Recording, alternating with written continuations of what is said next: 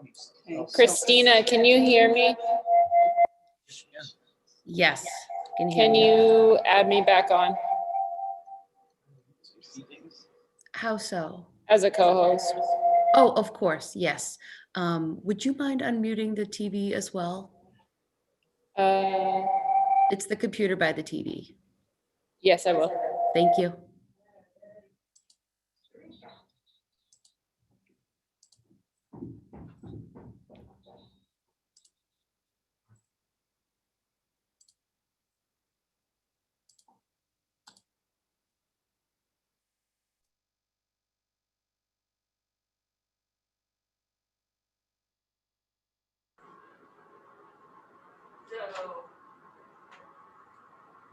You can take us off mute if you want.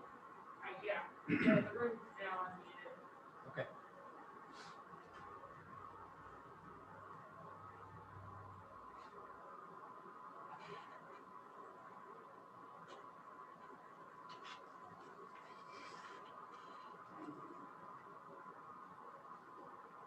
See how this goes.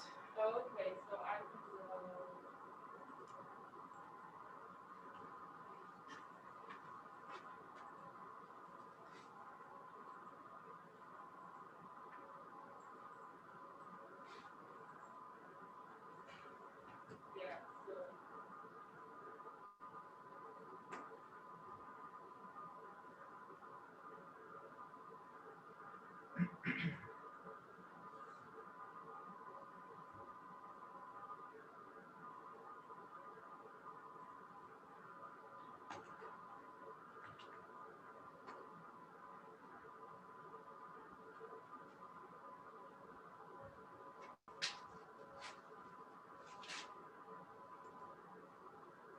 won't be able to anyway.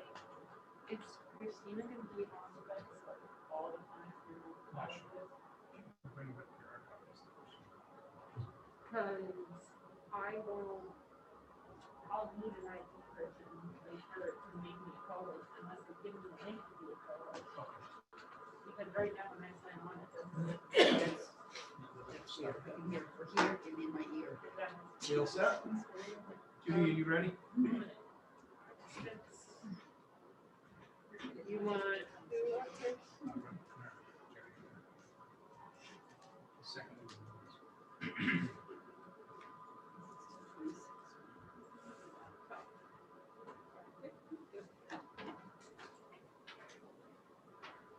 Hello? Hello. Yes, I was asked to unmute. This is Jerry Knirk here. Yeah, Jerry, I'm going to open the hearing in just a second. No problem. Thanks.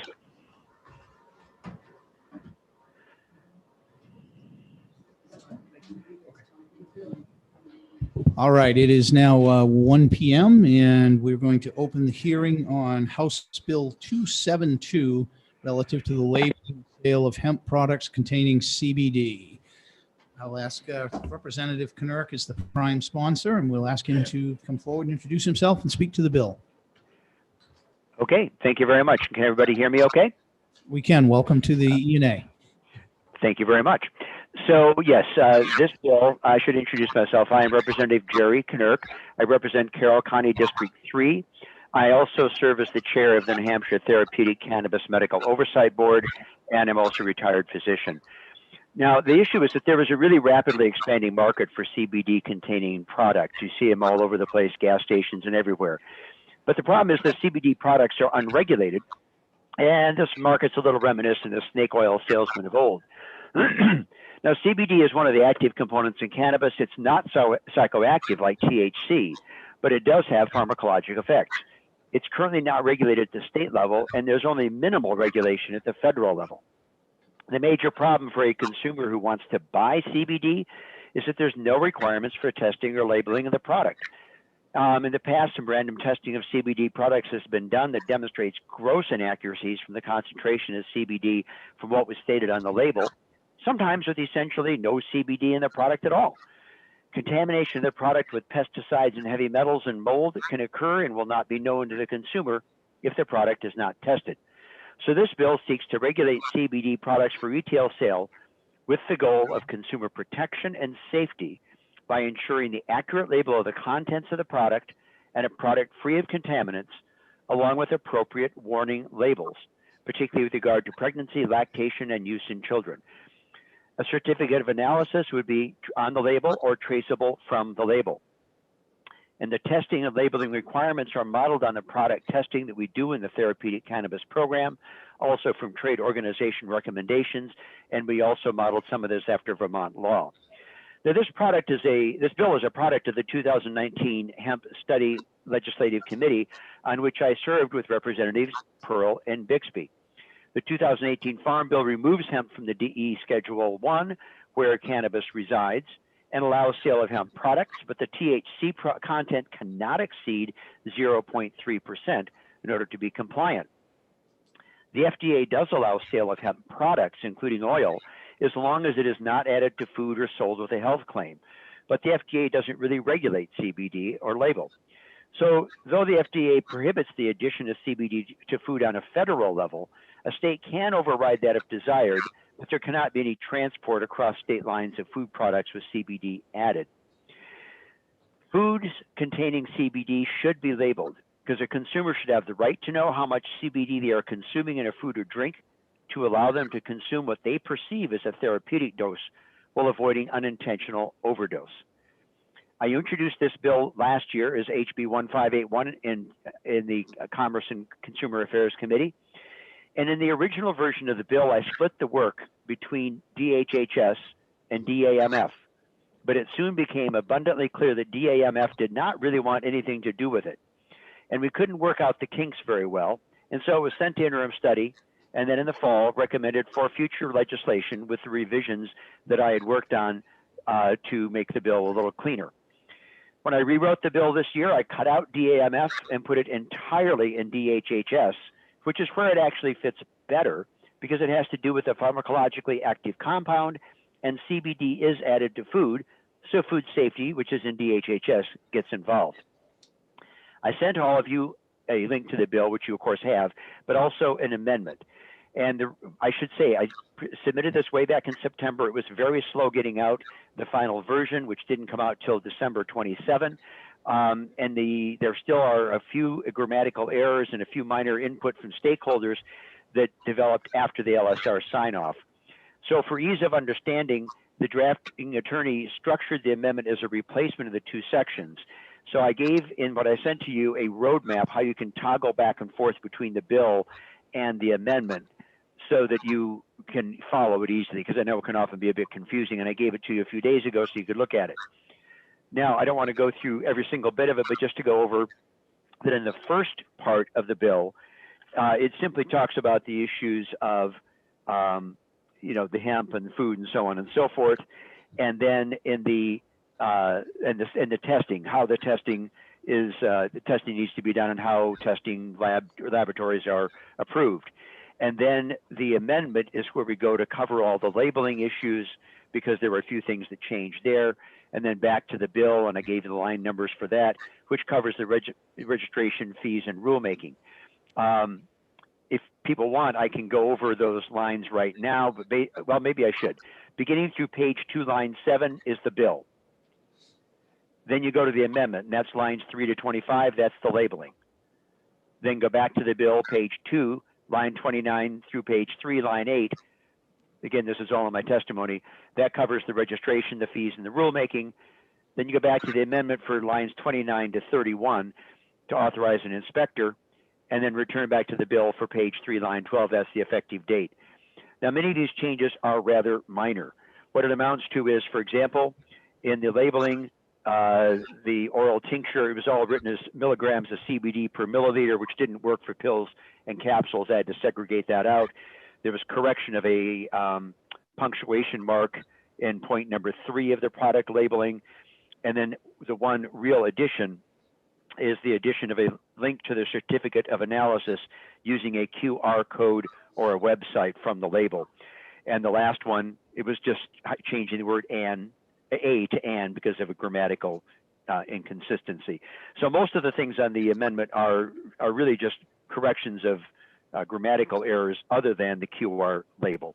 So the bill pretty much is the whole thing. Now, the bottom line is that you'll also be hearing from representatives of the CBD industry who support the bill, particularly given the inaction of the FDA. In my testimony, I put a segment of what the National Products Association submitted last year in their testimony, but I think they're going to be here. But they did state that they still wish the FDA would work on this and move forward, but since they don't, they're supportive of state standards. So in summary, the CBD industry wants this regulation to protect, I should say, legitimate companies, and we need this regulation to protect public health, especially with regard to children and pregnant and lactating mothers. And our citizens deserve this regulation to know what they're consuming and be given appropriate safety and health warnings when they buy CBD in New Hampshire. Now, a couple of things that are some controversies that I became aware of only in the last couple of days from some stakeholders that I wish to just bring your attention to, because you will hear this testimony. If you do look at the amendment and you do look at the labeling, you will see that there is a comment in there on point 3 that talks about the FDA advising that during pregnancy and breastfeeding you avoid using CBD, and that there's no approval for use of CBD in children except by prescription for severe seizure disorder. The language that I used about pregnancy and breastfeeding is taken from the FDA. One of the industry people feel that's a little too strong. The FDA approval for use in children, remember that I also serve as the chair of Therapeutic Cannabis Medical Oversight Board. We have spent a substantial amount of the last year working on the question of any cannabis in children, in pregnancy, and lactation. And we've covered that and come up with our recommendations, because there is another bill going through that has to do with warning signs for that, even in therapeutic cannabis. So this simply echoes and mirrors that. One of the other concerns that was brought up by one of the advocates, or for the, not advocate, lobbyists for the national industry, is a disagreement about whether or not food that contains CBD can cross state lines.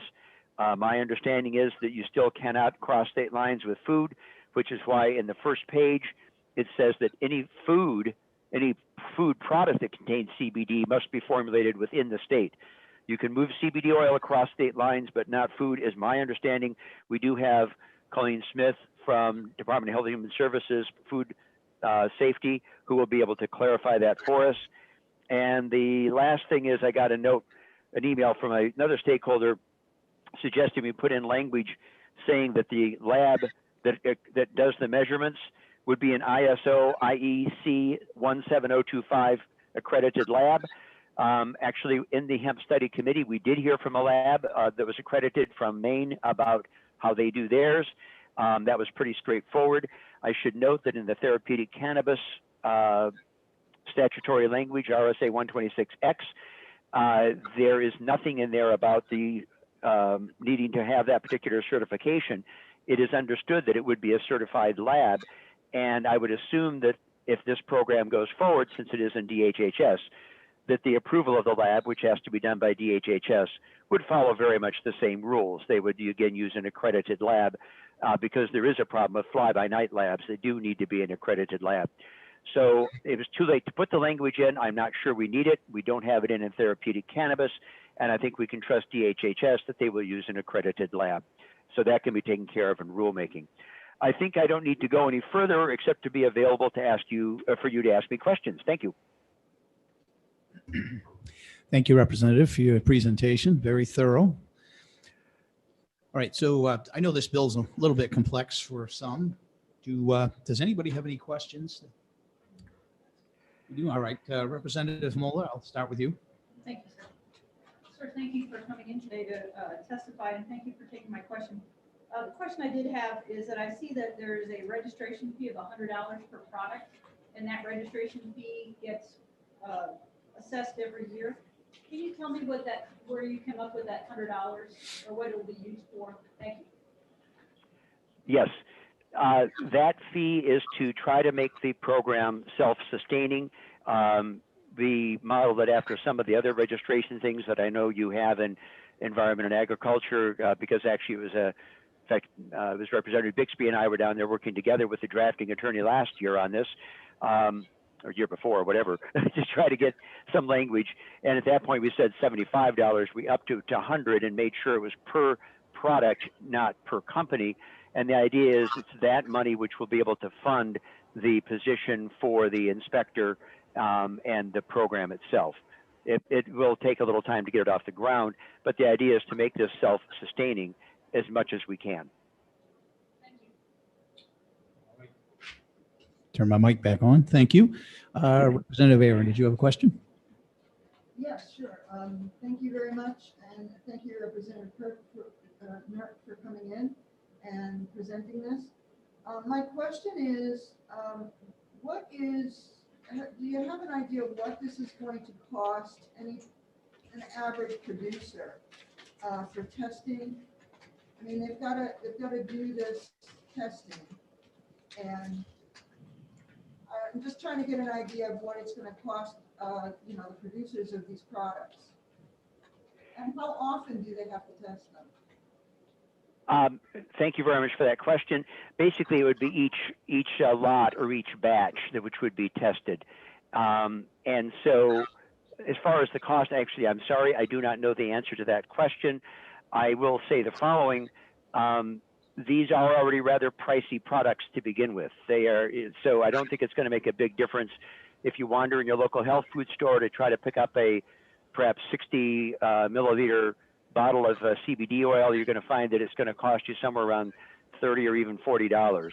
So there is a pretty high profit margin on this already. I don't think this is going to be an enormous problem. And actually, any of these producers should be testing their materials for toxins, heavy metals, and molds, and also to be sure that what they claim they're doing is correct. Plus, to comply with the FDA, the THC has to be less than 0.3.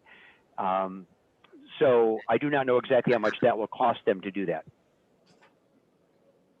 Thank you. Thank you, Representative. Representative Davis, did you have your hand up before, or did I? Okay, I'm sorry. I thought I saw it. All right, Representative Verville, if you can unmute yourself. Yeah, thank you, Mr. Chairman, and thank you, Representative Knurk, for taking my question.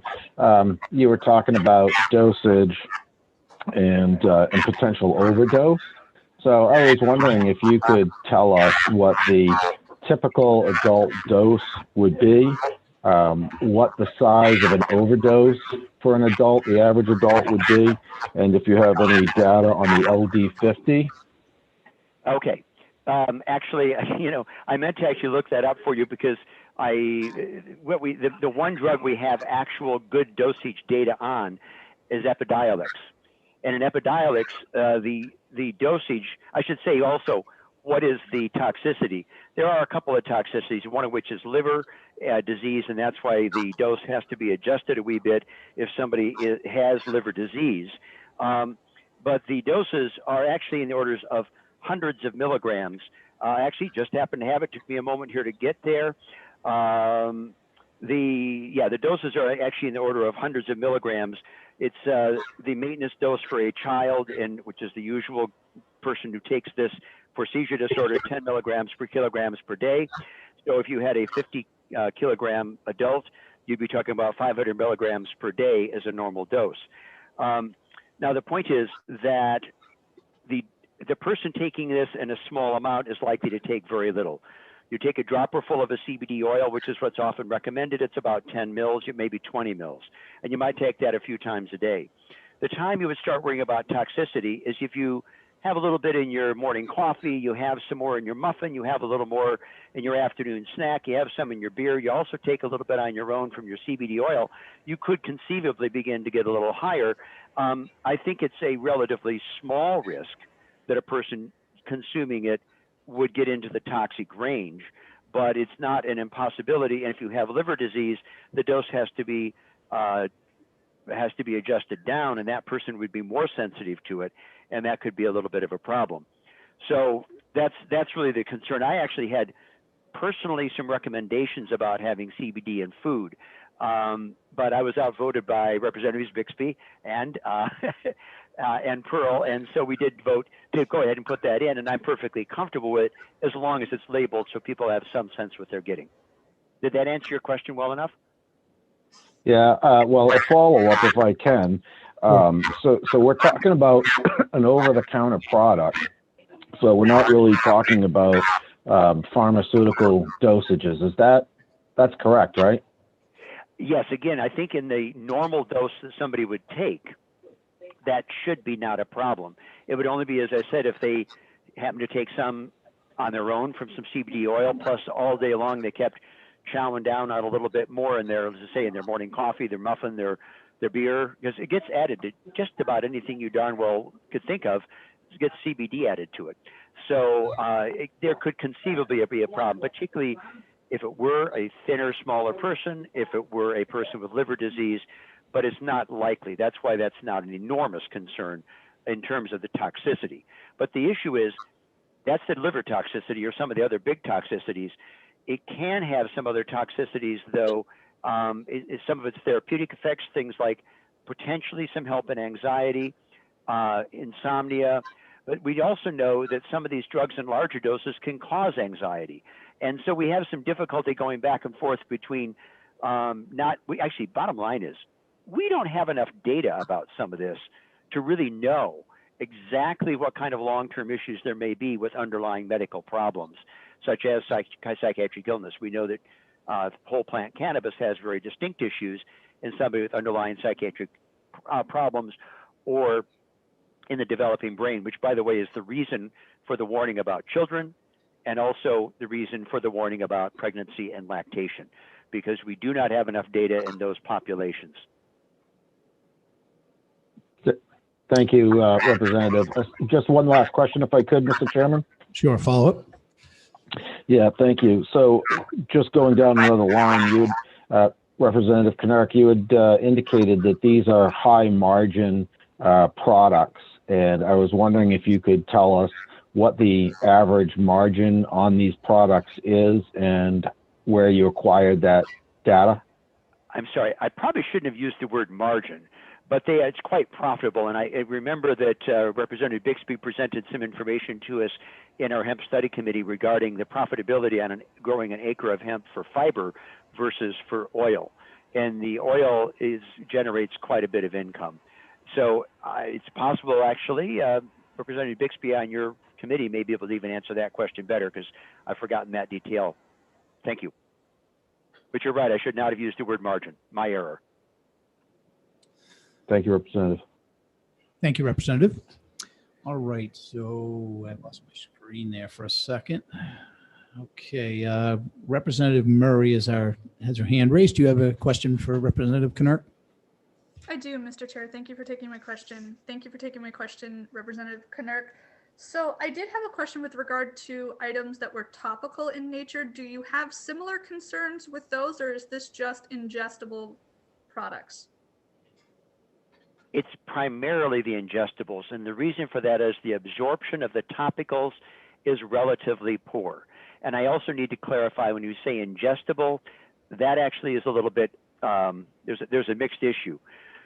It's the primary way that you can get rapid absorption and effective absorption is through the mucosa. That's the lining of the mouth. So you put it under your tongue and you hold it there for a while. And this applies to just about any medicine. The fastest way to get it in is inhalation through either smoking or vaporization. We don't do that with CBD. The second fastest is the sublingual or beneath the tongue route, where it's against the mucosa. If you swallow it, you get what we call a first pass effect, and that is a lot of it is because the way the digestion works, it goes into the portal vein system, goes to the liver, and much of it is broken down before it even gets to the body. So we lose some when we take it orally, and the absorption is likewise slower when it's taken orally. It's certainly much less effective. Topically is the least effective way of getting anything into your bloodstream. There may be some local effects because it is lipophilic, it likes fat, it will transfer through, but there's maybe some local, but the systemic issues are a great deal less when it's topical. Again, though, it is important that at least the consumer might have some idea of just how much CBD is in it if they want to compare two different products. Thank you very much. You're welcome. All right. Let's see. Next, we have Representative Bixby has his hand up. Yes, thank you, Mr. Chairman, for taking my question. Thank you, Representative Knark. So the reading the bill, it looks like the funding for the inspector and for getting and for running the program is going to be coming through the registration fees. But I'm wondering, those won't be coming in at the outset of the program, and I don't see funding for getting the program up and running. How is that going to work? Actually, that is a point which we did not address, and I just became aware of it in a conversation with the therapeutic cannabis director about 10 minutes before this phone call. They will be testifying that they do need some startup money. I do not know how much they would need. It's a relatively small program. So the question would be whether or not this would need a small appropriation to go into the budget. I would anticipate it would not require very much, since it's a modest number of providers, companies that do it, and a modest number of products that are actually going to be registered.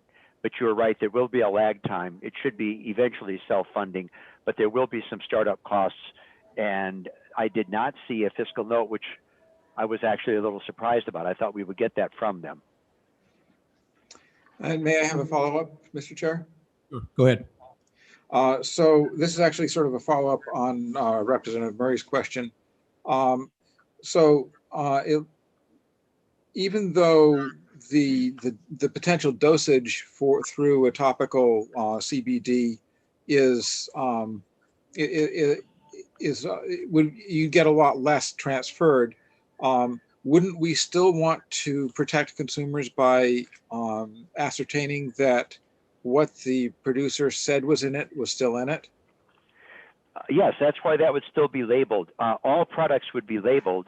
And on page 2, line 12 and 13, if it's a product that is not an oral tincture, pill, or capsule, it's the amount of milligrams per serving or milligrams per milliliter, so we have some way to measure that.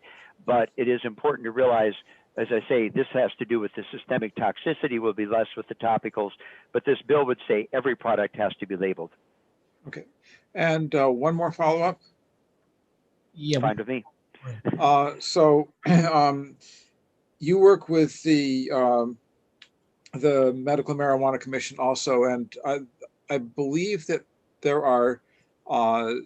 there's some CBD that is also part of that program, and I'm wondering if there's any chemical distinction between the CBD that would be derived from marijuana versus from hemp. No, a CBD is CBD. It doesn't matter because, well, remember the two plants are nearly identical. I mean, they're both the same. They're both essentially the same plant. It's just a matter of low THC. But the CBD is the same. Cannabidiol is cannabidiol, regardless of which it came from, even if we're synthesized. But the therapeutic cannabis program, of course, has a very different level of barriers to getting involved. You have to certify as a patient because of having a qualifying condition, and then you do go to the ATC, and you can get compounds which may be CBD predominant, and that is sometimes and fairly often used for certain indications within the therapeutic cannabis program. The issue at this point is, when I go up Route 93 and get off at 104 at the exit there to drive home, back in the days when I used to go down there, you go right into that rest stop or the gas station, and they have big signs for selling you CBD. You can buy CBD just about everywhere currently, and that's the concern. Thank you. By the way, there is also a statement in the bill which exempts the therapeutic cannabis program from any of these regulations, which makes sense because they're a separate program. Oh, and just for the question that you weren't able to answer in terms of the relative amounts for CBD versus fiber, the fiber was this was 2 years ago, but the fiber was about $75 per acre, and the CBD was about $750 per acre. Right. All right. Thank you, Representative. We have some more hands up. Do we have any questions in the room? Paying attention to the computer here. All right. Representative Verville, looks like you have another question.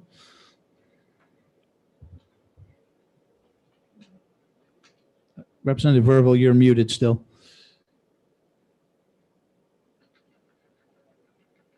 Nope, I can see you talking, but we're not able to hear you. Try unmuting again.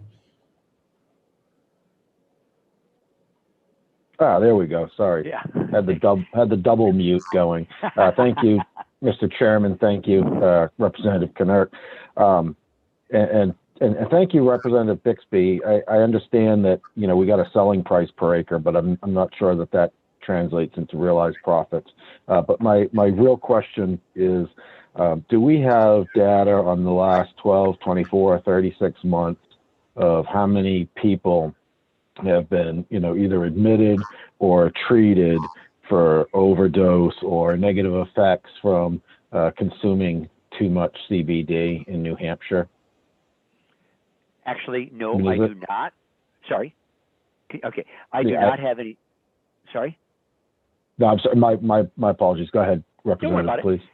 Cell latency. We can't. I don't have any evidence. Sorry, any data regarding numbers. And again, some of these are not going to be necessarily somebody who gets overtly ill. For example, some mild liver dysfunction would be something you might not know about until a period of time, or might show up when you get some labs, and nobody would even necessarily know. Which is why there's a recommendation, if you're going to take it, you would discuss, or if you're taking medication, you discuss this with your primary care provider. We're not talking about overdoses like opioids. It's not something where somebody's going to stop breathing.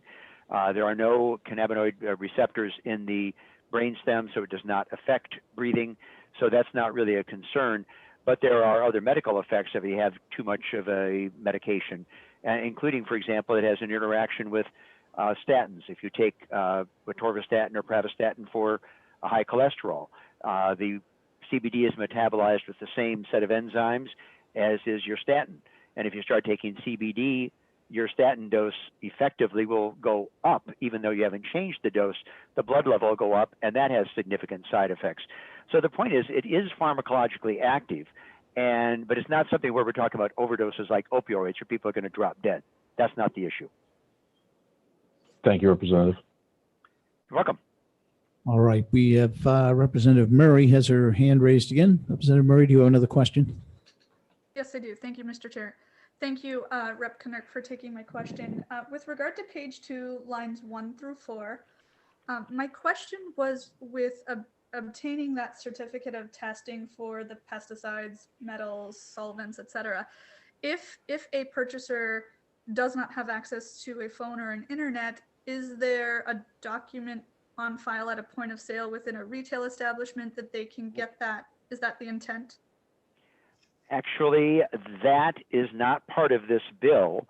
It would be through either a QR code or a website. So I would think that, I have to confess, I didn't start using QR codes just a couple of years ago myself, but the website would be there so they could track it down to a website. The rare person who does not have any access whatsoever could certainly ask someone else for help if they wish to do this.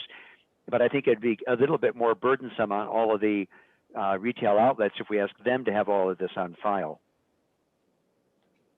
Thank you. All right, Representative Bixby has his hand up again, I guess. I don't, unless it didn't go down. Representative Bixby, do you want to be recognized again? Yes. Am I audible? Yes. Okay. Thank you, Mr. Chairman, for taking my question. So I just wanted to get a little bit of clarification, since some of the discussion has been whether having the dosage and the amount contained listed is an issue of trying to prevent overdoses. And my impression was that that's a smaller part of it than the fraud prevention end, where someone may be labeling a vial of CBD as having a lot in it and it has little or none, and being able to sell it without any sort of consequences. Yeah, Is yes, that is correct? Yes, that is correct. It's really multiple things. It is for consumer protection that you are actually going to be able to purchase what you think you're purchasing, because indeed that's why the industries, the National Products Association, likes this, because they want to protect the legitimate businesses and get rid of the fly-by-nights that are just putting out some oils that don't really have anything in it. The second thing was that warning for the more susceptible groups of pregnancy, lactation, and kids. And the third piece, again, the toxicity, but as I mentioned to Representative Verville, it's a very small issue in terms, that's a much lesser issue in my mind. It's just a piece that's there. The risk of getting toxicity, again, is not an acute toxicity. It would probably be more of a chronic toxicity by taking too much. But I do acknowledge that is the lesser of all of the things. The major is for consumer protection and protection of little kids and pregnant women and lactating women more than anything else. Thank you, Representative. Representative Aaron, I'll recognize you for a question. Yes, thank you very much. And thank you again, Representative Knerk, for taking my question. I'm just a little concerned about the costs for the producers, especially when we'd be looking at producers that are, smaller in nature. Because the registration costs and testing costs, those fees can mount up pretty quickly. And I just feel like, this might be cost prohibitive for smaller companies and smaller producers. And I'd like kind of your thoughts on that. Okay, I think actually, I know that we have a couple of people that are from the industry that are on this call who plan to testify, and perhaps this better thing would be to ask them. First of all, I would presume that for many of them, they probably have to do the testing for other states as well. So if they are producing, and because some of them are larger, if they are producing, they would be able to, the same testing would work for any number of states. And in terms of registration, I don't know. And that's why I would say, let's ask the industry people. They can give you a sense about that one. Okay, thank you so much. Thank you. All right. Thank you, Representative. I don't see any more hands or any further questions, so we appreciate your testimony. Thank you very much. All right. Next, we will call Cheryl Murray Powell.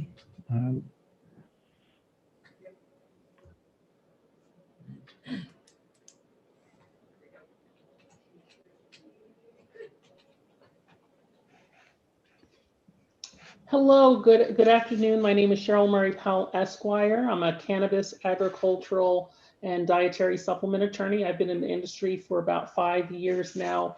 I'm a hemp farmer licensed in 2 states, as well as I represent as an attorney some of the larger CBD companies in the country, the current largest retailer in the world, along with a lot of small players. So thank you for that question about making sure that our requirements are not restrictive with regards to the smaller participants. I just wanted to first say thank you for all the work that's gone into this bill. It's very clear, the focus on consumer protection, but at the same time creating a robust market. And also thank you for the opportunity to speak with you today. With regards to this bill, my largest concern has to do with the restriction on interstate commerce. Interstate commerce is not regulated by individual states. It's not regulated by the FDA. It's not regulated by the USDA. However, in the most recent interim final rules from the USDA, which they were produced on the 19th of this month, they did offer up guidance as to how to handle interstate commerce. So that guidance is readily available. There is no federal prohibition on interstate commerce with regards to CBD and hemp. In fact, the interpretation that there is definitely an anomaly when you look at the interpretation that we've seen across the country with the other states. So again, per the most recent USDA interim final rules, they give guidance on how to conduct interstate commerce of hemp and hemp products. Also, something to consider is the fact that federally, this issue is being discussed, the labeling issue, how it's going to proceed. There's a bill that I recommend you all take a look at. It's HR 8179. It is the Hemp and Hemp-Derived CBD Consumer Protection and Market Facilitation Act. And the intention is for CBD to be, and cannabinoid medicine, or cannabinoids, I should say, to be regulated like a dietary supplement. And I think that'll clarify a lot of the questions that we have today. And that's another reason why I would ask that Section 2 be strucken out, where you are putting a restriction on interstate commerce, which isn't within the authority of individual states or the FDA or the USDA, with regards to our roadways and our waterways. Again, when you look at the industry, and when you look at the industry you're trying to create in New Hampshire, not all of your participants, your farmers, are going to want to grow for extracts and oil. So you would be restricting your market to local producers when people are already using products from across the country. And as it's been said, you can't put toothpaste back in the tube. It's already a national commodity that's sold. Usually the language that states will select for this type of restriction or intent is to say any state that participates in our state has to either have a USDA approved plan, or they need to have rules, labeling rules similar to our labeling rules. But other states are not restricting where participation has to come from only in-state producers. Really great feedback with regards to the dosing issue. And as it's been stated, the FDA has not given guidance on upper control limits and lower control limits. However, there is a study that's being done under the guidance of the FDA. It's a valid care study. There are 12 industry participants that are doing this real world evidence study. And that is a liver safety study. It is also looking at sleep, and it's also looking at reproduction with regards to testicular impacts. That study, the output should be produced this quarter, and the FDA will take the information from that, and their indication is that they will use that to have a little bit more insight for the industry with regards to dosing, as well as some of the liver concerns that have been raised today. Another point is with the disclaimers and the warnings, I think it's really important that we warn with regards to the items listed.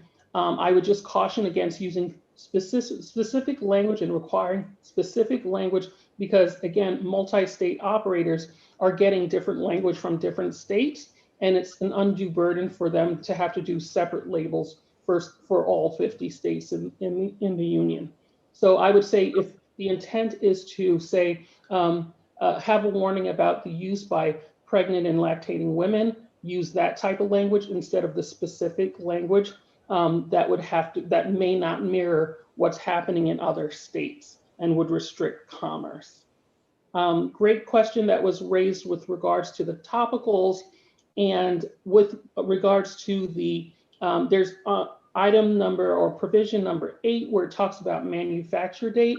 My suggestion is that use expiration date, especially if you're trying to consider consumer protection. The manufacturer date won't mean as much to a consumer as an expiration date would. So great job. Thank you, Representative Nurk, for sponsoring this bill, for engaging the industry. Thank you to all of you present for your diligent review and great questions as far as how to move this industry forward in a way that is safe and consumer and protects the consumer. Thank you for your testimony. Do we have any questions? Do we have any hands raised for questions? Do not see any, so, oh, do we have one? Yep. Sorry, Representative Bixby, yes, I recognize you for a question. Thank you for taking my question, Mr. Chair and Ms. Powell.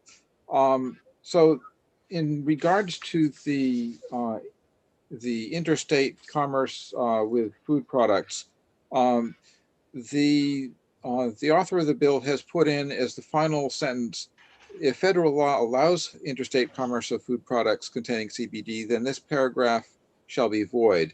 Does that cover your concerns? Yeah, I think with it being, because basically will be implemented as a void provision. So instead of inserting in, my preferred approach would be not to include it so it doesn't cause law enforcement confusion. Because in the states where we've had voidable language, we've seen where law enforcement has to therefore put on their judge hat, their lawyer hat, and do the interpretation at the municipality level or even at the individual officer level. And that's where we see people, maybe getting arrested on and then having to have the charges drops, having to hire lawyers when the salesperson, the retailer, the manufacturer, they're right, but it's basically a layman's interpretation of law. So I am not really a fan of voidable provisions like that based on having reviewed the legislation across the country. But at this point, considering, again, the USDA interim final rules that were just released, and also the HR 8179 federal bill, which has 30 sponsors and growing, I think this is something that we should look to the federal government to give us more direction on rather than include it here and be an anomaly amongst the other sister states. Thank you. You're very welcome. Thank you for the question. Do we have any further questions?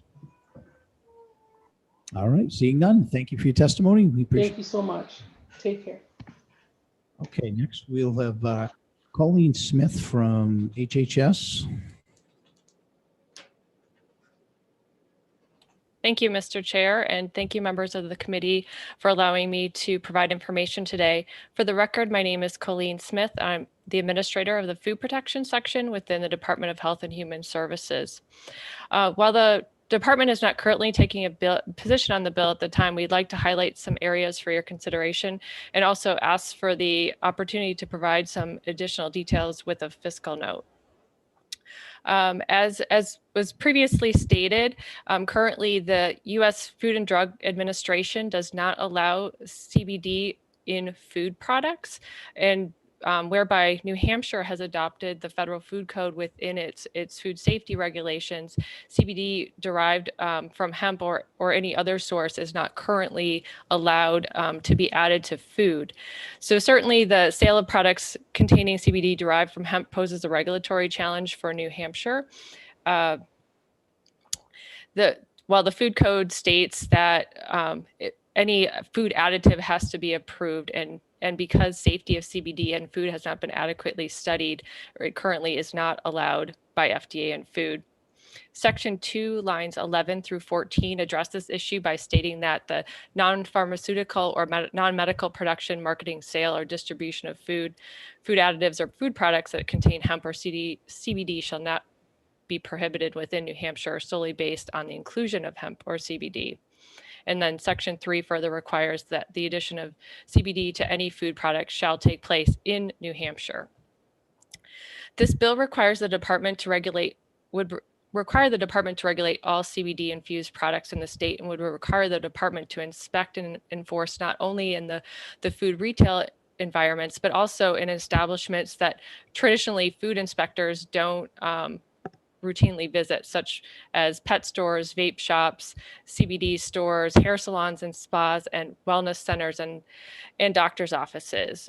So if this in essence would create a completely new program for the department. We would envision that this program would be responsible for the creation and maintenance of a registration database for all the CBD products. Inspections would need to be conducted relative to registration of products containing CBD. And then also there would need to be enforcement activities related to the sale of CBD products that did not have a valid registration. And then also there is allowance for the promulgation of rules and consultation with the Department of Agriculture, Markets and Food. We have done some rough estimates in personnel costs, in annual personnel costs, also including purchase of vehicles for inspectors, computers, workstations, and a database. So at a minimum, we're estimating it might be $360,000 a year to stand up this program. It was previously noted there is a technical issue within the bill for the funding of the program. while the department has fee granting authority to charge a $100 registration fee annually, there isn't an appropriation for startup costs. The department also has concerns about the ability to approve a laboratory that is doing the analysis for the CBD products, as that's something the department does not currently have a capacity to do. In lieu of FEA action to allow and regulate CBD as an approved additive, HB 272 proposes several suggestions to assure the safety of CBD infused products for New Hampshire residents. To do this well and to protect the residents of New Hampshire, appropriate resources must be available to administer an effective program, and further consideration must be given to address the technical challenges. Again, I thank you for allowing me to present this information and would be happy to respond to any questions that you have. Thank you, Colleen. Are there any questions? Representative Murray? Yes, Mr. Chair, thank you for taking my question, and thank you to Director Smith for taking my question as well. So are you indicating that most likely a third-party lab would have to be contracted to do the testing? Am I understanding it correct?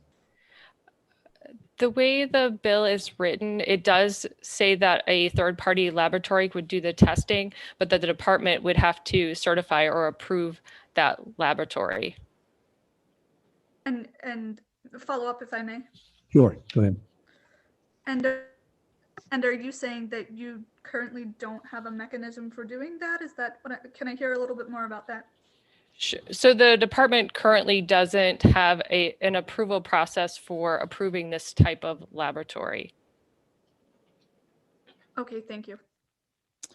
Thank you. Colleen, would it be possible for you to provide the committee with sort of the highlights of what you provided us for information? Some of us were trying to write it down, but I know there was a lot there. Do you think you could provide that for us in an email? Oh, certainly. We will provide a copy of the testimony. That would be great. Thank you. All right. Representative Verville has a question.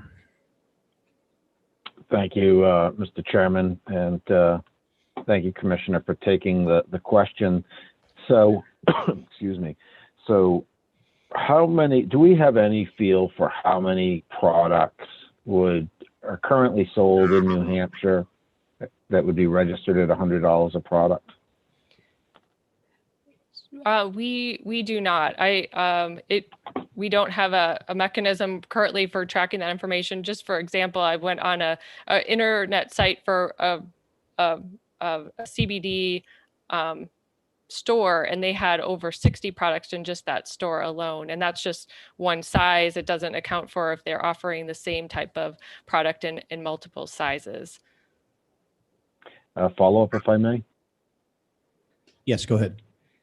So if I have a product, Verville's Magical CBD, and I'm marketing that in 1, 8, 16, 32, 64, and 128 fluid ounces. So I have multiple packaging sizes, but the product in the package is the same. Do I have to pay $100 to register each one of those sizes, or am I paying the $100 registration fee for the particular product that's contained within?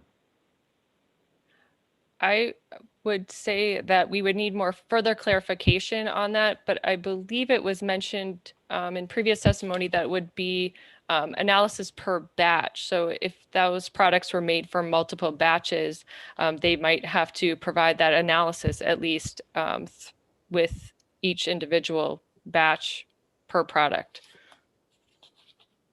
Follow up? Yes, go ahead. So I understand providing the analysis, but there's $100 per product registration fee in the bill.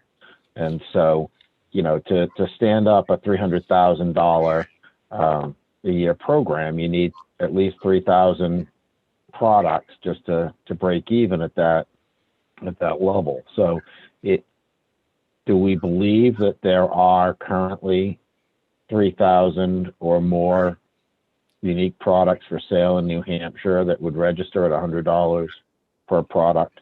That really is the question. And I think right now that's indeterminable, and also we don't know if even with this registration process, would that deter or encourage new vendors into New Hampshire. Thank you. I appreciate it. Thank you, Mr. Chairman. All right, next I will recognize Representative Bixby. Yes, thank you, Mr. Chair, for taking my question. I'm trying, okay, I just got caught up in the discussion and it slipped my mind what I was going to focus on here. So if you could come back to me after Representative Murray, that would be good. All right, I can do that. We'll give you a senior moment break. How's that? All right, Representative Murray, I'll recognize you for a question. Yes, thank you, Mr. Chair. And thank you again to the director for taking my question. Would this legislation also address online or internet sales within the state?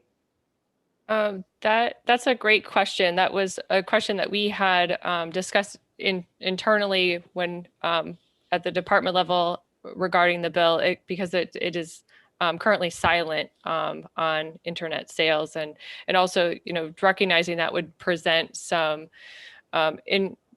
enforcement issues, not knowing where folks are ordering products from their home.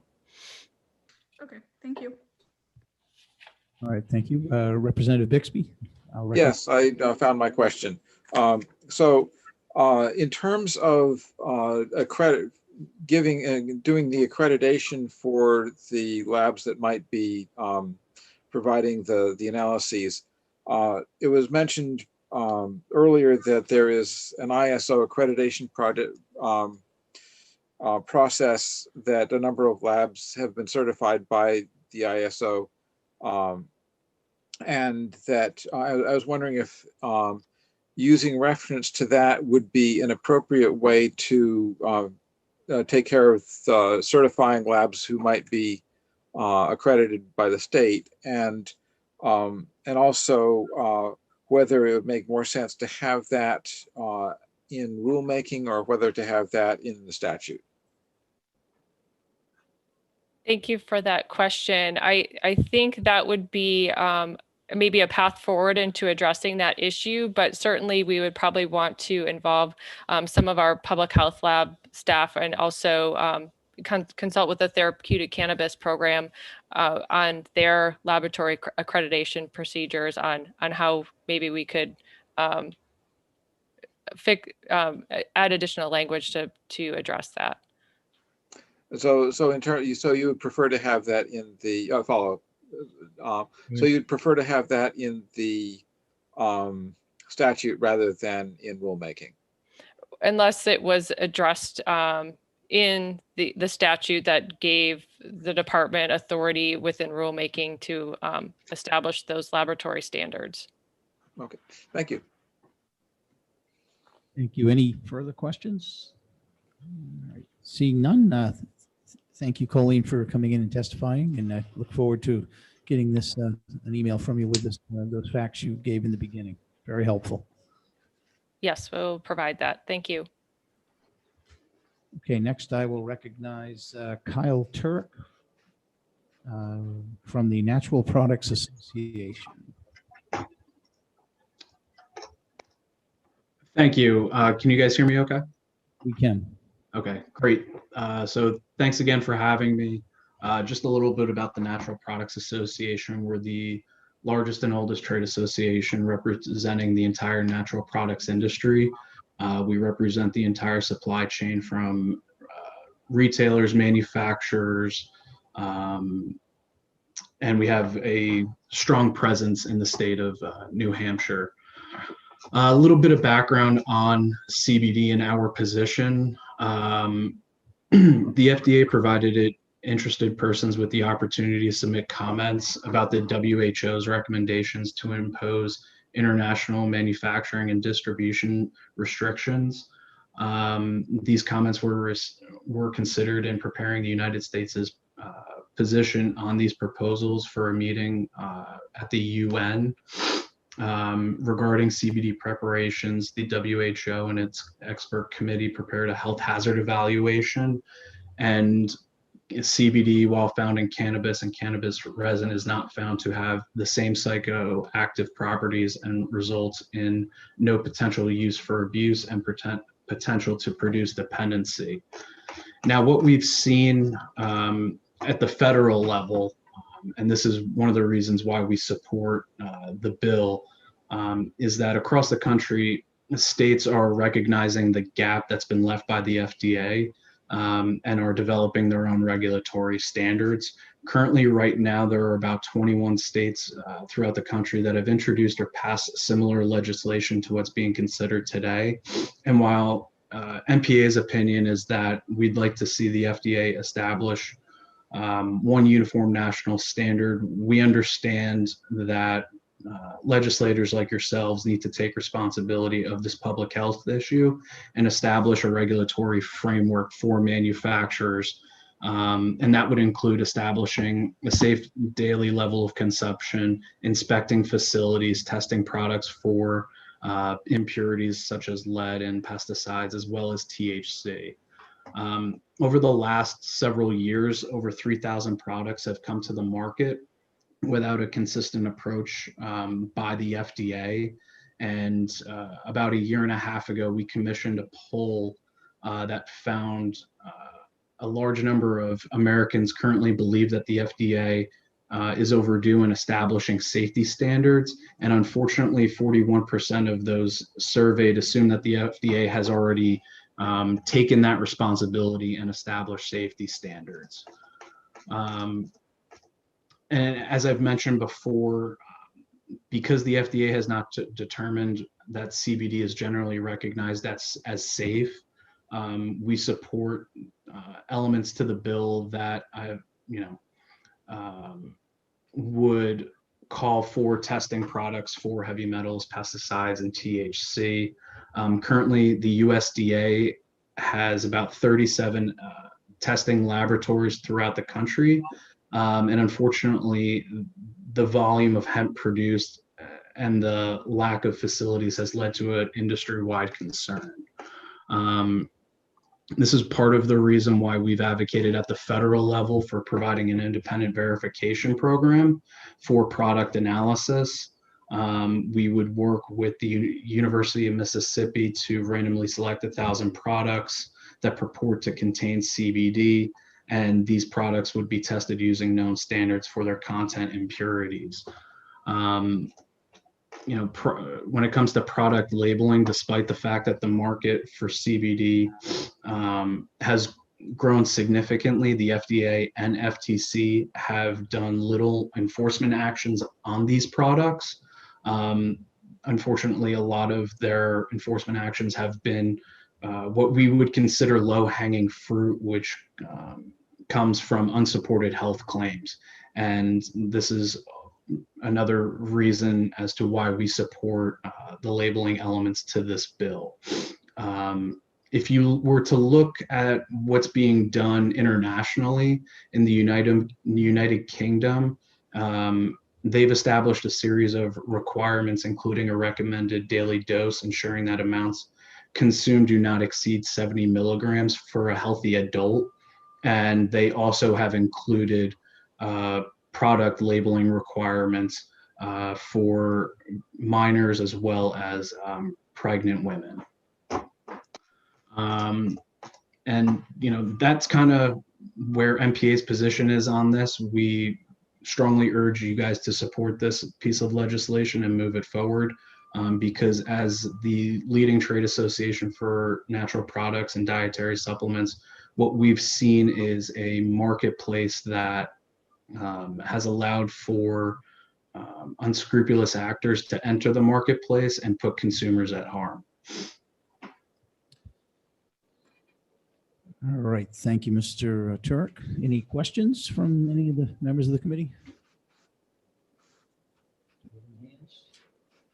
No, seeing none.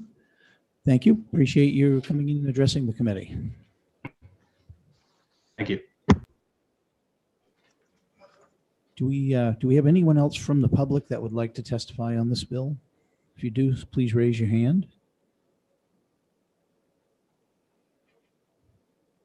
All right, seeing none, I'm going to close this bill, and our next bill will be House Bill 318 that we will take up at 2:15.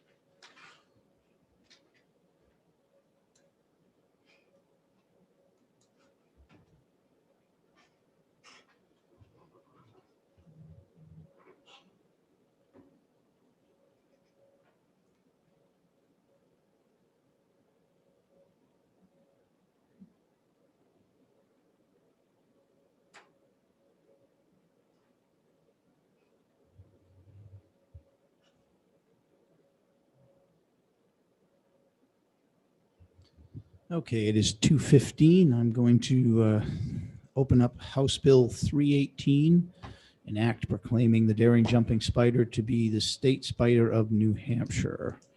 And I would like to recognize Representative McGee to introduce the bill. Thank you, Chairman Pearl. It's very nice to be with you today. And thank you to the rest of the members of Environment and Ag for this hearing. I'm here to speak to you on HB 318 for the official status of the daring jumping spider as the state spider of New Hampshire. I just wanted to say that this bill was introduced on behalf of my constituents in the Hollis Primary School, and the bill was first brought to me by environmental science teacher Mrs. Happy, who is going to speak after me, and before the expert witnesses from Team Spider that you'll be hearing today. As I reviewed RSA 3 on state symbols and emblems, I realized that the purple lilac and the white potato may not be everyone's favorite flower or vegetable, but someone at some point found the significance of these symbols to be applicable and important and significant in New Hampshire. And so they brought them to the legislature for consideration of symbolic to the state in terms of giving them official status. As I learned more about the process that these third graders, the witnesses you will be hearing from today are 8 years old, the process that they underwent to determine which spider would be the appropriate spider to be a state spider in New Hampshire, I think they have done their due diligence that would make some of us feel bad that we don't do our homework as well as they do. They're quite impressive. So I think, you know, they have their arguments together, and I think Mrs. Happy and Team Spider, the Team Spider folks that are here, that I just want to give you their names, I'm sure she'll introduce them again, are Chloe, Eva, Nora, and Jeffrey. And they are the study committee, if you will, who did the research on behalf of this bill. And in this strange COVID year, this has come to mean a great deal to them. And so I think they'll be explaining that story to you as we go. So we're here today to present evidence to nominate the daring jumping spider, which is also known as Phidippus audax. That's its official name, which would also be in the statute if it gains state spider status. Some of these are tongue twisters. And we ask that you support this bipartisan bill and let it come to the House for a vote. So I'm going to turn the presentation over to Mrs. Happy. Yes, that is her real name, unless you have questions for me. All right, thank you, Representative McGee. Are there any questions at this point? I do not see any. All right, so yes, if Mrs. Happy would like to come up, we'd be happy to have her.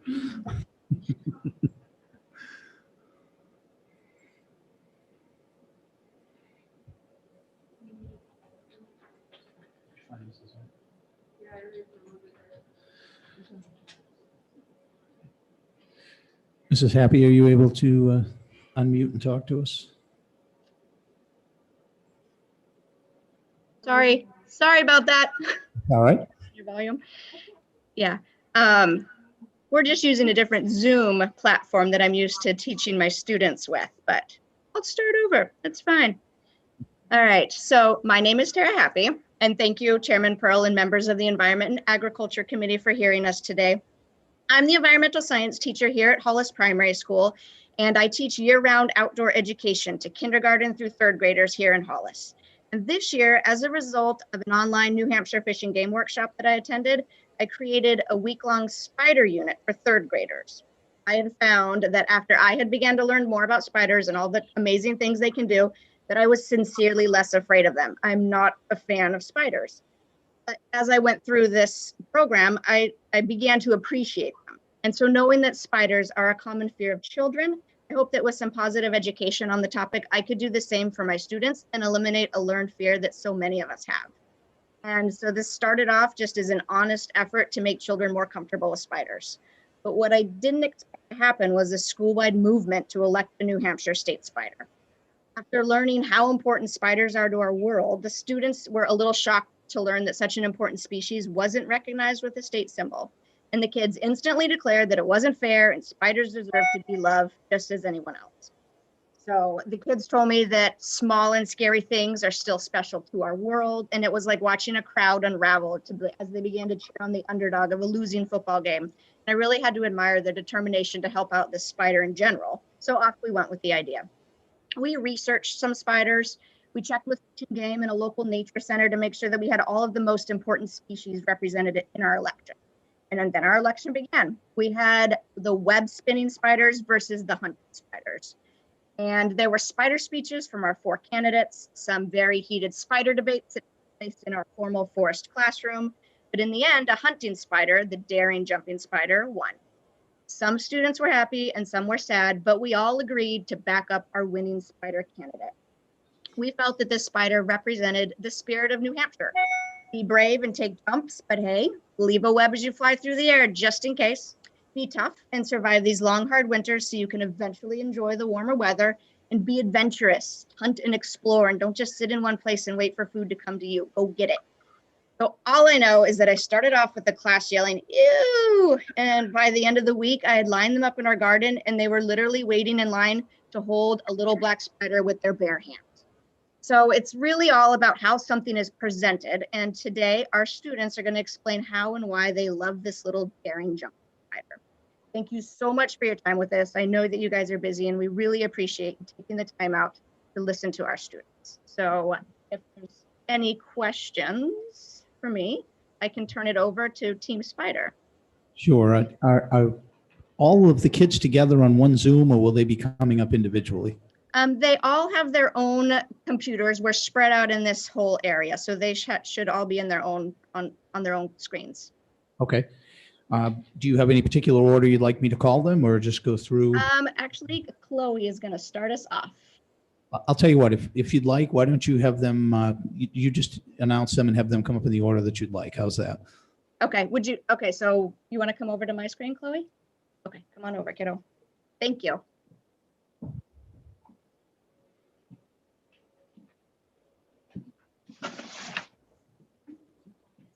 Be right here. You'll do great.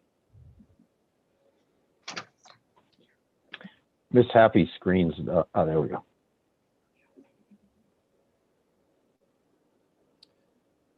Oh, we had it for a second. We're not able.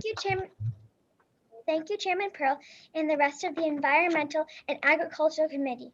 Hi, my name is Chloe, and we are here from Hollis Primary School, and we are here to prove our point on why we think the daring jumping spider should be New Hampshire State Spider. Our environmental science teacher, Mrs. Happy, discovered that New Hampshire does not have a state spider yet. And we all think we should. Mrs. Happy talked to some state representatives and they thought it'd be a good idea too. We spent a lot of time learning about spiders and we even went outside in the woods and gardens to look for spiders. We hunted for spiders, spider webs, and any traces of spiders we could find. We found 3 in my class and I held one on a stick. And now Eva will tell you more of the story.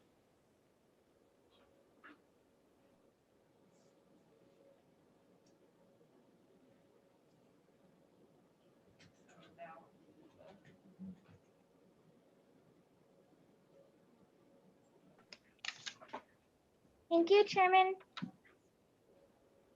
Thank you, Chairman Pearl and the Environment and Agriculture Committee. My name's Eva, and I think that the daring jumping spider should be the New Hampshire State Spider. In my class, we went outside to the garden and looked for spiders too. Unfortunately, we didn't find any, but we did find some spider webs. Miss Happy, our teacher, went to every class and had them vote on which spider they wanted. Every student had the choice between 4 spiders. We got to see a slideshow of the 4 choices. Every class in the whole school voted, and the daring jumping spider had the most votes. Everyone at HPS is excited to see if the daring jumping spider will become the New Hampshire State Spider. We picked the New Hampshire State Spider, and we hope you will too. And now you'll hear from my friend Nora.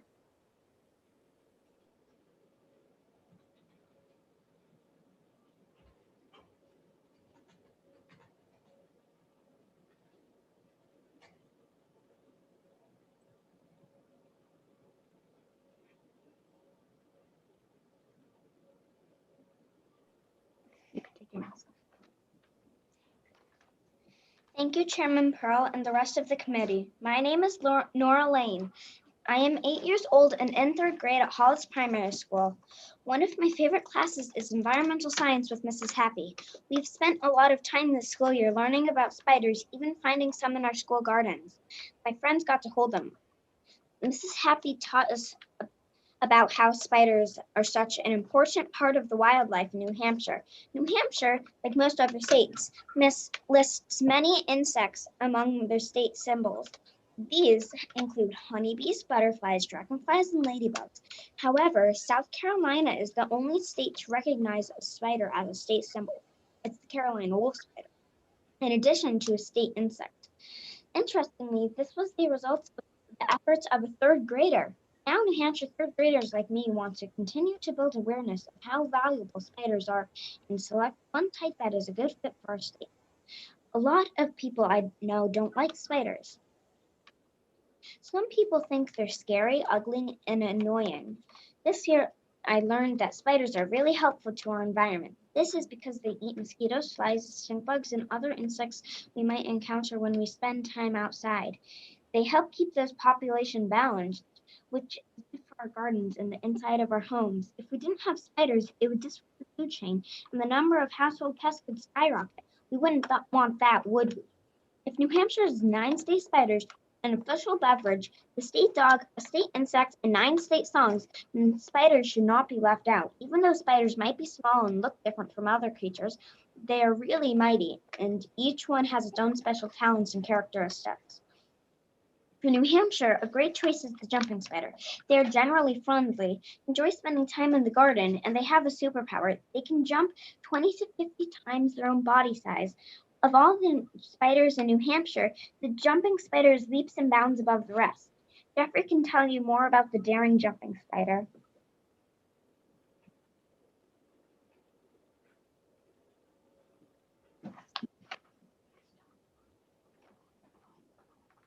Good afternoon. I'd like to thank Chairman Pearl and the Environmental Committee for letting us to be here today to speak on behalf of our school.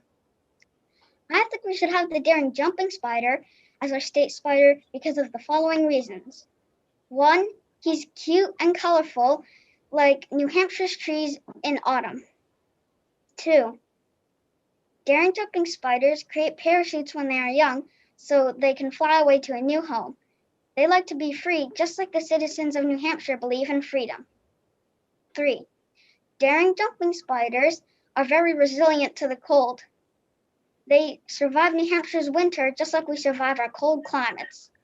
4, we can also make some money to benefit from New Hampshire. There could be state spider keychains, refrigerator magnets, t-shirts, and maybe even put our daring jumping spider on our New Hampshire license plate. We have a state vegetable, and I don't really like vegetables, so I think we should have a state spider to even it out a bit. Thank you for taking our daring jumping spider into consideration. Thank you for your time. Now my principal, Mrs. Isbicki, will have a turn.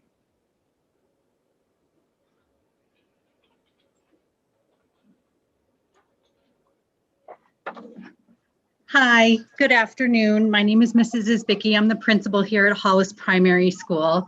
And I'm actually just wiping away tears because I am just so very proud of what they've done here today. And I didn't hear what they were going to say first, so this is just fantastic for me. So Chairman Pearl and the committee, thank you so much for hearing them today. This is such an exciting experience for them. I really want to thank you for taking the time to listen to them. They have worked so hard to nominate this state spider. I can attest to the hard work and research and excitement that they've had in this project. They haven't spoken the volumes of work that has gone into this project.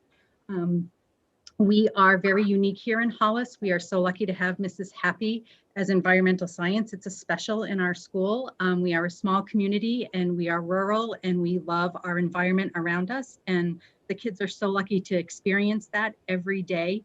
Mrs. Happy brings out the best in that. So they just get these wonderful experiences that we're so happy to be able to provide for them.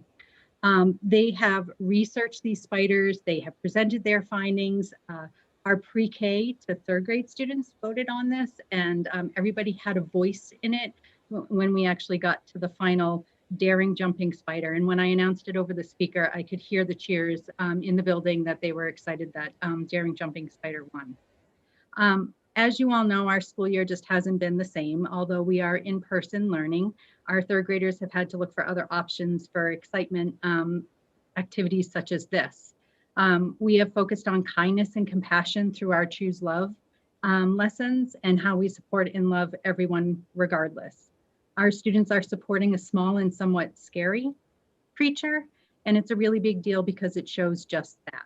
And they understand that all living things have a purpose. I urge you to show these students that their hard work, their lessons learned, their compassion and understanding, and their reflection and their ability to change doesn't go unnoticed. I hope that you can support them. Thank you so much for listening to them. They are super excited, and I can't wait to share with our community and everybody what the results actually are. So I am so proud of them. You all did a wonderful job today. Thank you all so much for hearing us. My best regards. Thank you. Well, thank you all. That was quite a presentation. I learned a few things about the jumping spider that I did not know, as I expect we all did. So I'll open it up, I guess, at this point to see if there's any questions of the kids. And if you can we'll pitch the questions. And I guess if you've got want to bring one of the kids on or answer them yourself, I'll leave that up to you. So Representative Aaron, I'll recognize you for a question. Yes, thank you very much. And I absolutely am so excited for the work that these kids have put forth, obviously, in this presentation.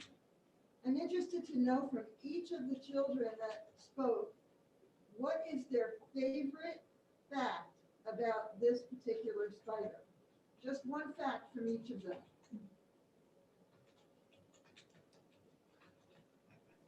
All right, they're headed over.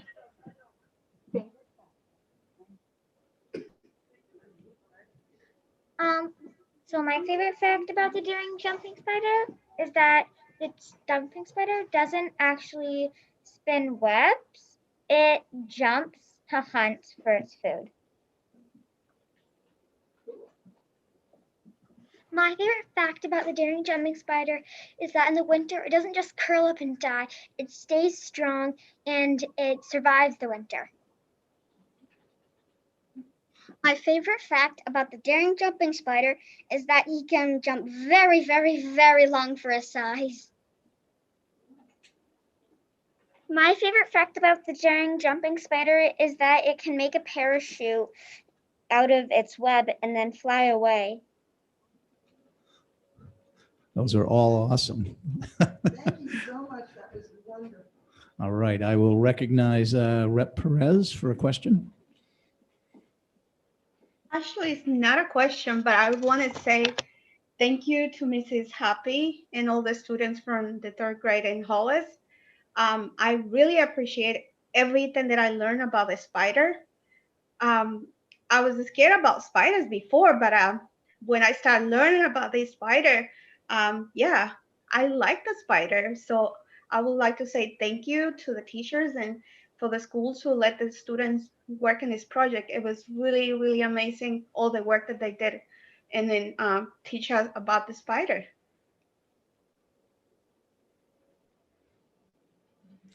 All right, I will recognize Representative, sorry, I drew a blank real quick. Stapleton, Walter sorry. Stapleton. Hi, thank you for that wonderful presentation and for the background information, especially the pictures of the spider with the PDF attachments to the news, to the email. And I thought that was really a nice addition to the presentation. So I encourage all the members to look at that email with the PDF attachment picturing the spider. And thank you very much for that nice work. Representative Hamola. Thank you very much to the third grade class of Hollis Primary. I wanted to ask Mrs. Happy if this was a project that was done by the entire third grade. I'm sorry, I couldn't hear it very clearly at the beginning, or just one class of that. And then I also wanted to comment and say that I learned a lot. I really appreciate all the work that you did Nora, your mom was telling me about how hard your whole class worked in this, and I just want to say congratulations. I'm just so glad you're here today. So thank you. Thank you very much. So this started off as a project that was intended to be just for the third graders. Knowing that spiders are a little scary and sketchy, I didn't want to traumatize any young kindergartners or anything like that. So I thought I'd break everybody in easy and just go with third grade. But then as it kind of expanded to be a state spider event, we wanted to make sure that this was something that our entire school got to vote on. We kind of took it as like we were one big United States of our school, and every class got to have their own winner, and we added them all up together, and we had to count all the votes. So, and it was kind of happening all along the same time, so it mirrored the election. But it was great to have that kind of aspect thrown into it as well. So while we have students from 2 different third grade classes here, it did indeed go across the entire third graders. Even our remote class at home, they had a lot of input as well, and I gave them a lot of at-home spiders. Probably a lot of spiders living in your basement. Attics, we found a lot there. So everybody was involved in this. Thank you. So I do have a question. As you're well aware, we're in sort of COVID protocols and everything we do. You are at school, we are here at the State House. So one of the experiences that these types of bills that the school classes usually bring is they get to see it go through the committee, and they get to tune in on the executive session when we move the bill forward to the House floor. And then they'll when it's on the House floor, they'll typically come and sit in the gallery and get to be recognized by the speaker. And sometimes we'll put an argument for and against on the bill just so they can see the whole experience. Obviously, under our COVID protocols, we're not going to be able to do that because we're not allowed to have any guests into the House sessions. My question to you is, we have an option as a committee to retain a bill and hold it, and we could recommend it for passage later in the year, and it would come to the House floor in January. By then, it's my hope, as I think it is with all of us, that we'll be back into our normal House sessions in the Representatives Hall, and the children would be able to attend and be in the gallery.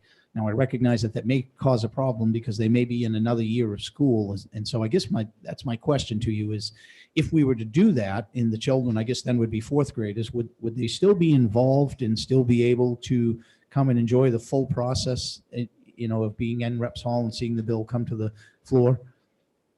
Oh, I feel like if this, that these third graders, they're pretty set on following this through. Even if it was something that was turned down, we're just going to try again as 4th graders. These guys are really, really bent on having a state spider. So I feel like, and I'll follow them too. Our school ends at 3rd grade, but this is something that I will definitely help them continue to work towards. Well, we certainly don't have to do that. It's an option. My thought was getting them the full experience of, because really the true experience is coming to Reps Hall. We're one of the oldest serving legislatures in the same building, and it's just a real great experience for all the children. So that was just a thought I had, and I'm Sure. certainly looking to see what works well for you guys, on your end as well.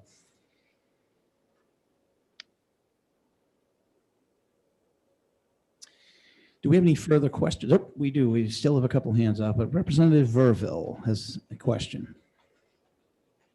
Yeah, not so much a question as but a statement. So thank you for the presentation today. You guys did a great job, and you should be very proud of yourselves. And I just wanted to commend you. I know I received emails from many of you advocating in favor of your bill before the committee met, and that is always a very wise thing to do. And you guys were very smart to send those emails in to lay the groundwork for your bill. I have a little bit of connection. I used to be a high school science teacher in Hollis at Hollis Brookline High School, and my wife used to be a Spanish teacher at Hollis Brookline High School. So it's nice to see people from Hollis again. Anyway, great presentation today, and thank you for the time. Thank you, Representative Verville. I'll recognize Representative Murray. Put my hand up. Hi, thank you, Mr. Chair, and thank you to the 3rd grade class and to Mrs. Happy. I don't know who to address the question to. But I did notice in your PDF slide that the spider has very bright colors at its face area. And I was curious to know if there was a scientific reason for that and if any of you uncovered that in your studies as to why they're colored that way. Yeah, I know. So, and you're correct in noticing that. So I do have a picture right here. They do have a kind of a blue, teal, green iridescence. You can kind of see on those are his fangs. And that's kind of what sets this guy apart from other jumping spiders, in that this is one of the key identifications that you can do with them. And it just makes them look really pretty to a girl spider. So kind of helps in that regard. And they dance a lot too. Thank you very much. And to the third graders, great job presenting. You guys presented your arguments very clearly, so I'm pleased to see that. Thank you very much. Any other questions, comments? All right, well, thank you guys. You did an excellent job, and I think we'll all give you a round of applause if everyone is in, because it's a wonderful job. This bill next Wednesday afternoon, I believe. Excuse me. Once our final bill is done, my estimate is it will be at least 3 o'clock and maybe towards 4. If you'd like to be in attendance, we can certainly try and get one of us to reach out and connect with you as we're getting close to the end of our last hearing, so you could sign on if that's possible. What was the date, Chairman? A week from today, I believe that's February 3rd. Okay. All right. I'm sorry, Chairman Pearl, can I throw in one more thing? Is that allowed? Can I do that? Absolutely. Go ahead. Okay. Just after thinking more about all the hard work that these guys have put into this, and I'm looking at their little faces behind their little masks, they could really use a win this year. They could really, we'd love to have a little spider party, have a reason to celebrate. It's been a rough year. Their whole world's upside down. They eat lunch in their classrooms, and it's just been kind of bleh.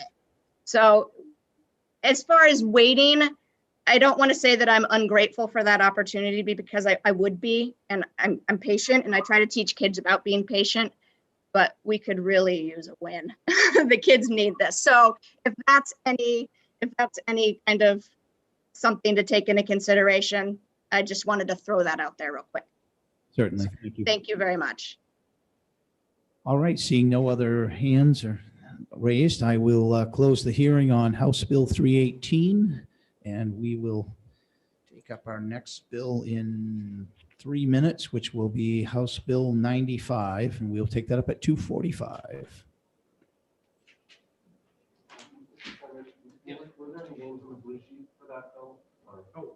Actually, thank you for the reminder. I believe that there was one, everybody testified, and there was one name on the blue sheet that was not in support. But beyond that, everyone else that was on the sheet testified. Thank you for the reminder. I keep forgetting to read that. Because I don't have the clipboard anymore. Yeah. Clipboard time. Exactly.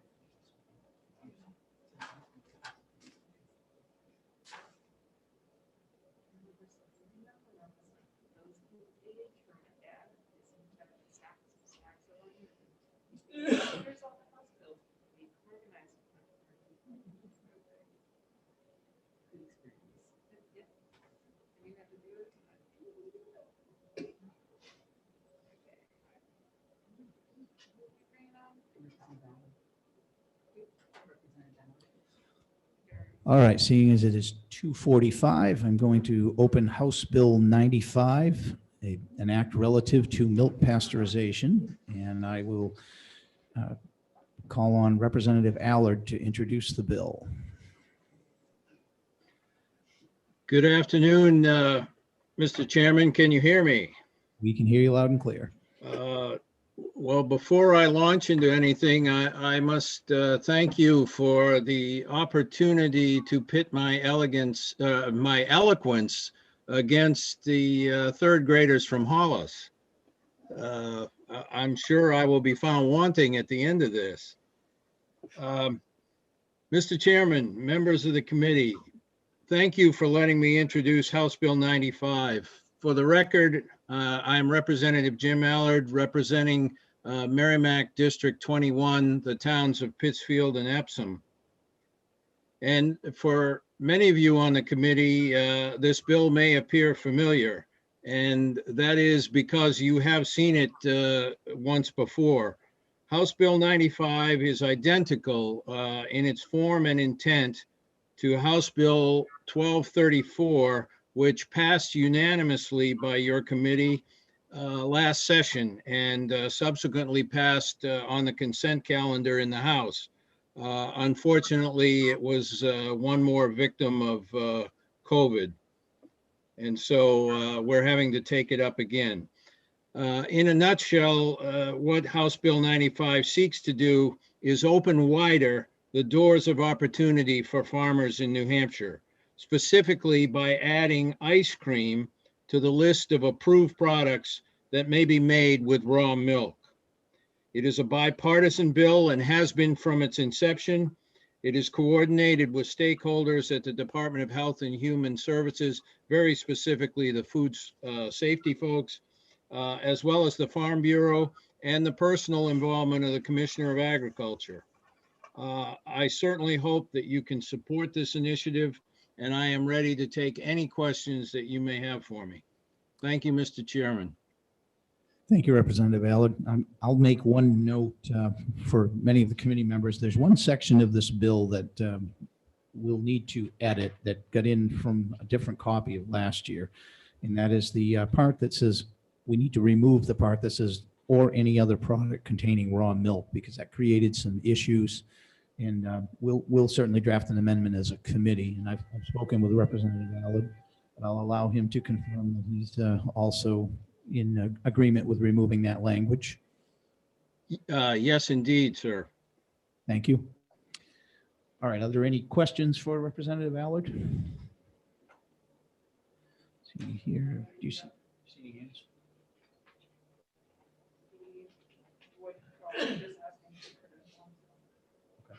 I do not see any hands raised, so we got one.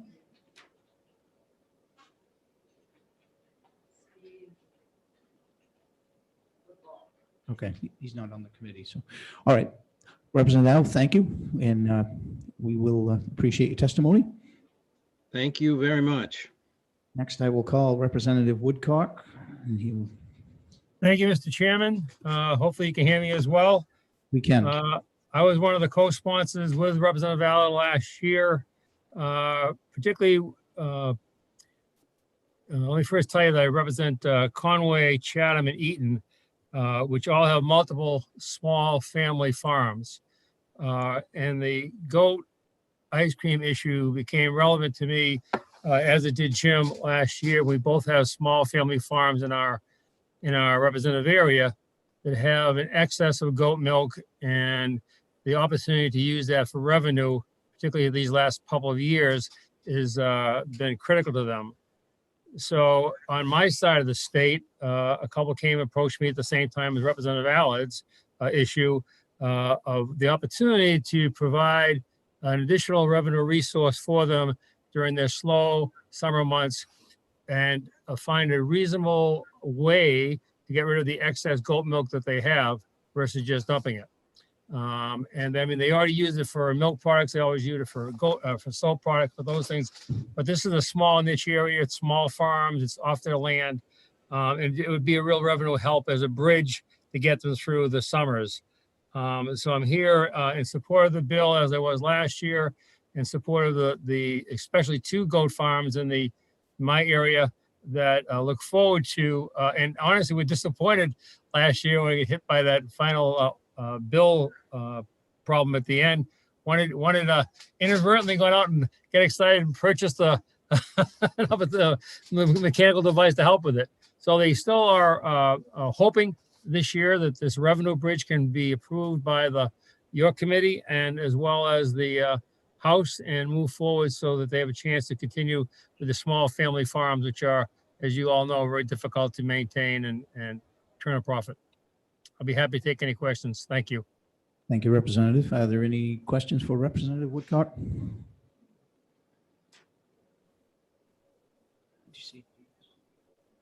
All right, thank you. I don't see. Thank you, sir. Appreciate it. You're welcome. Next, I will call on Jill Fudala. She's representing herself. She is actually a little history for those who aren't here. She is was sort of the main reason this bill was drafted. Was she was selling some ice cream and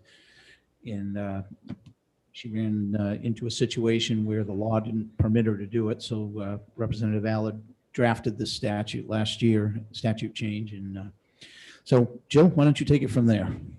Sure. Can you hear me? Yes, we can. Okay, perfect.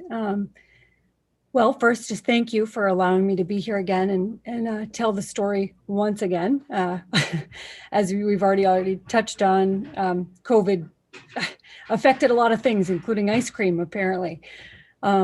So just to piggyback on what Representative Pearl was saying, that is basically the gist of what happened. We had been selling our raw goat milk ice cream, and Chuck Metcalf had brought it to our attention that that really wasn't okay under the current law, and he suggested we try to change it. So here we are. And as Representative Allard had said, this went through the committee no problem last year with a couple adjustments as far as adding, I believe Representative Pearl and I had chatted about adding a size limitation on the containers and certainly an expiration date, which was no problem. And then, you know, here we are having to go through all this again. But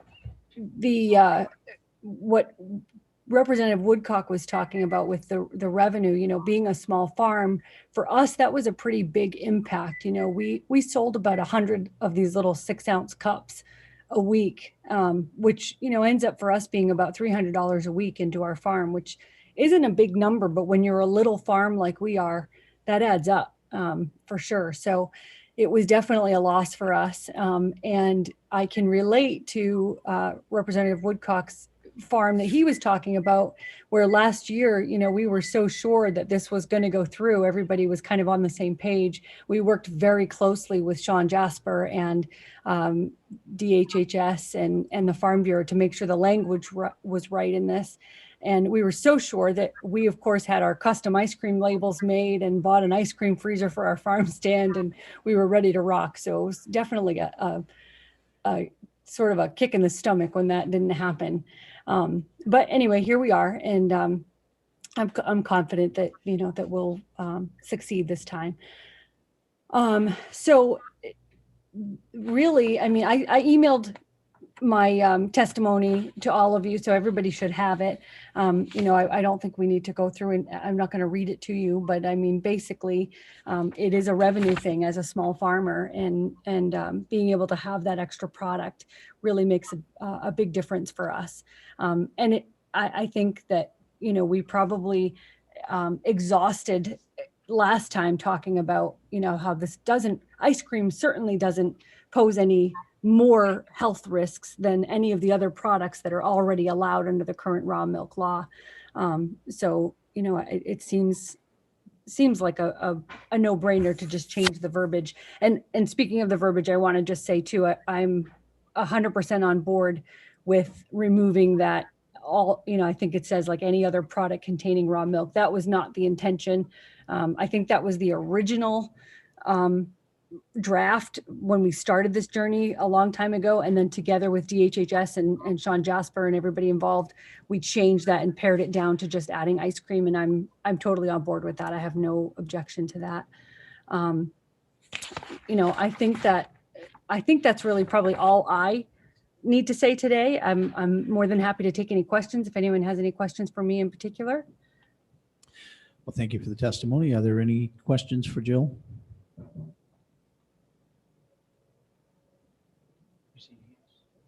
All right, looks like you're off the hook easy, so thank you. Thank you very much, Howard. All right, next up, we'll call on Robert Johnson from the New Hampshire Farm Bureau.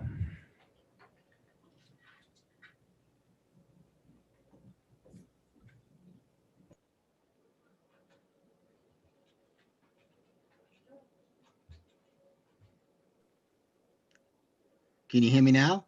We got you. Thanks, Rob. Yeah. Thank you, Mr. Chairman and members of the committee. Good afternoon.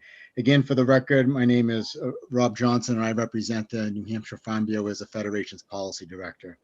And just to give us, particularly the new members, just a little bit more background on this. When the bill was introduced, it was obviously something that we had an interest in.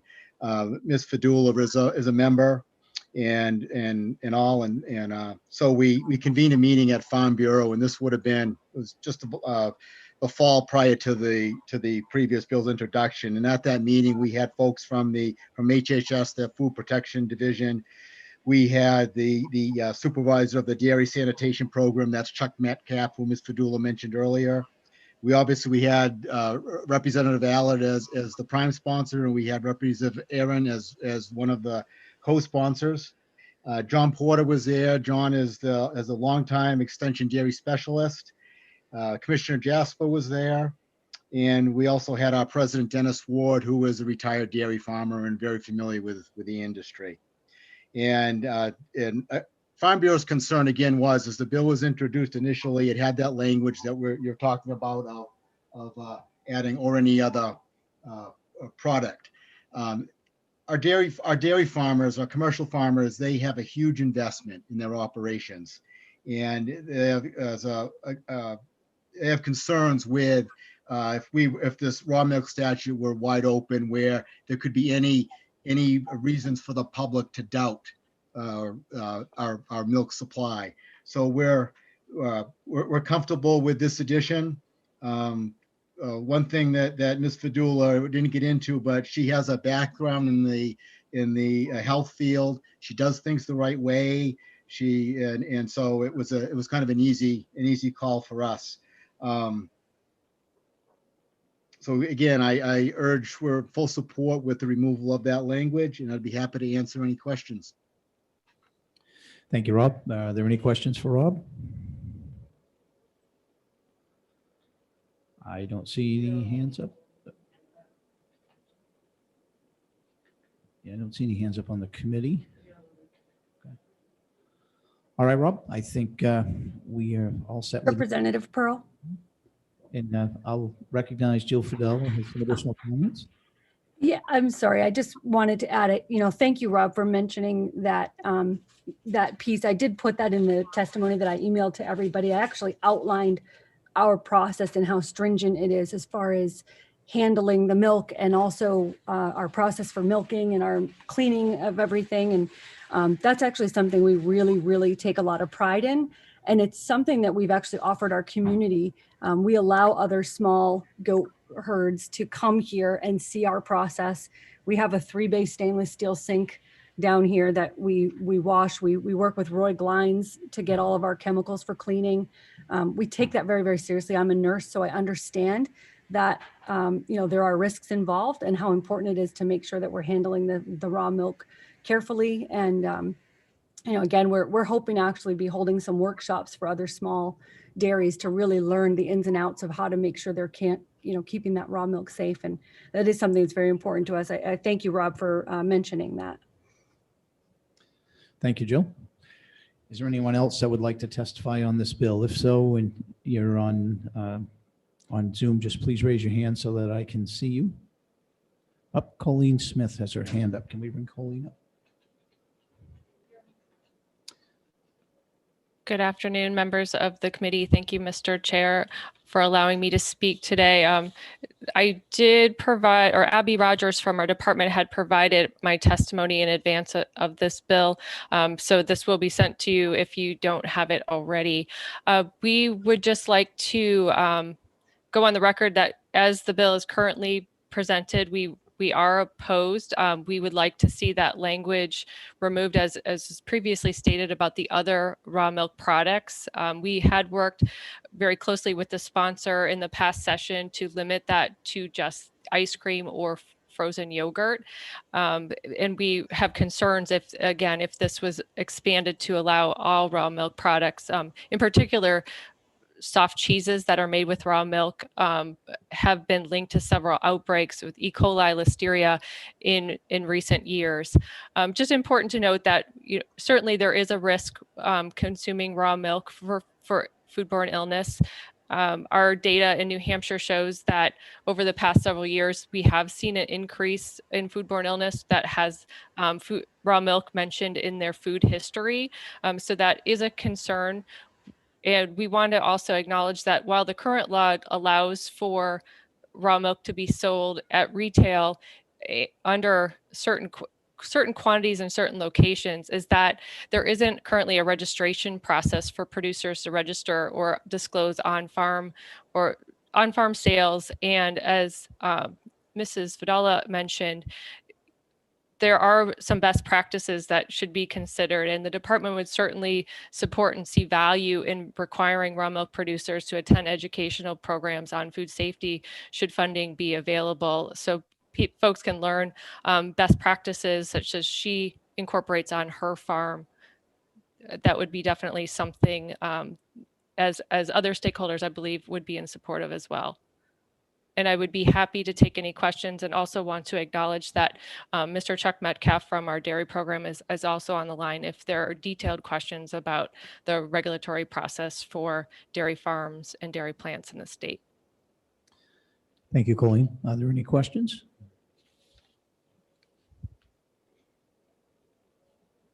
You see any hands raised? All right. Thank you. I don't see any questions. Appreciate your testimony. Is there anyone else that would like to testify? If so, please raise your hand.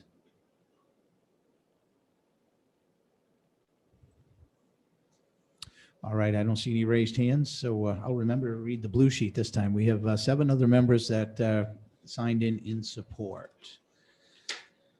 All right, with that being done, I'm going to close the hearing on House Bill 95, and we will take up House Bill 73 in 13 minutes at 3:15.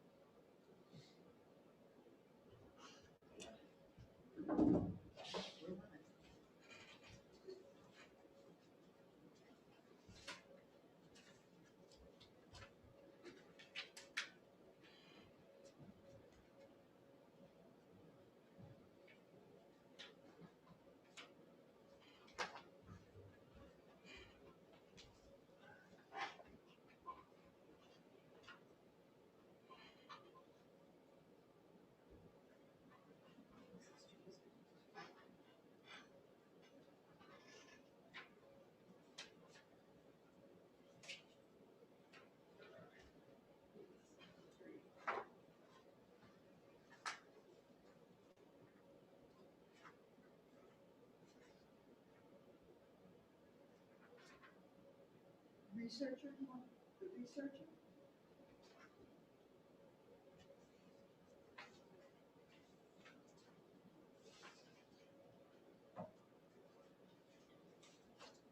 I'll text it to you. It's just Birdville's. No, looking at the panelists. Yeah, it's just Birdville's audio because he calls in on his phone. You're on your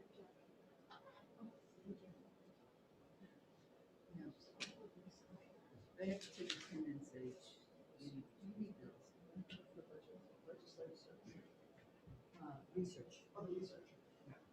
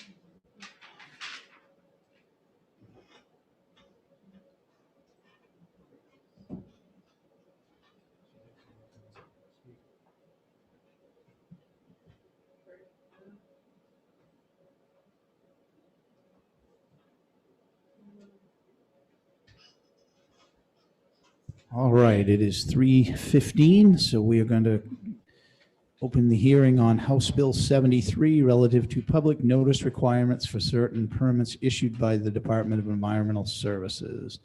And I will call on Representative Aaron to introduce the bill.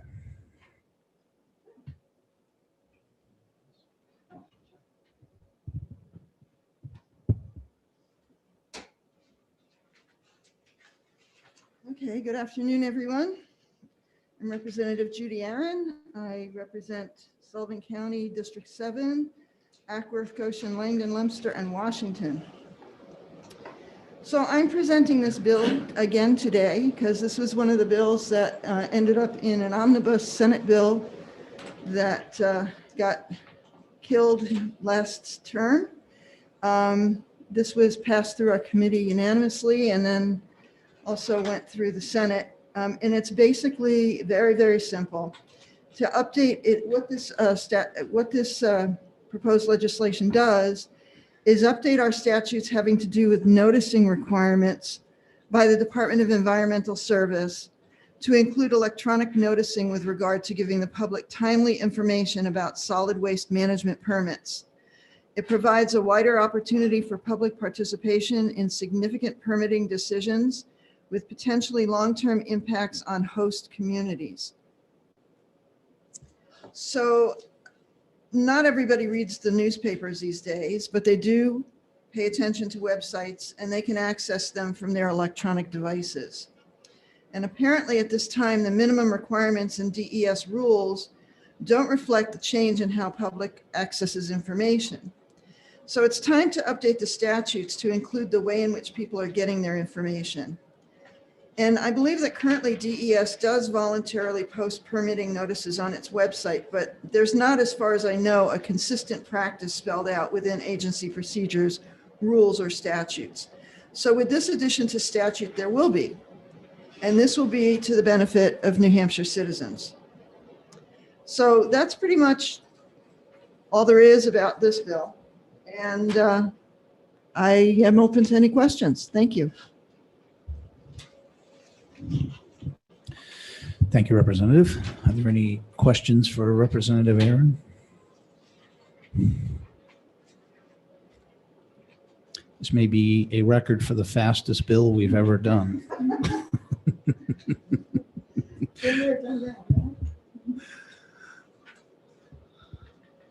Anybody else that would like to testify on this bill? If you're in the audience, please raise your hand.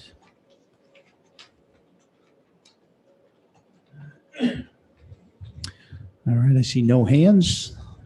I will read the blue sheet. We have 4 members reporting, 3 in support and 1 neutral.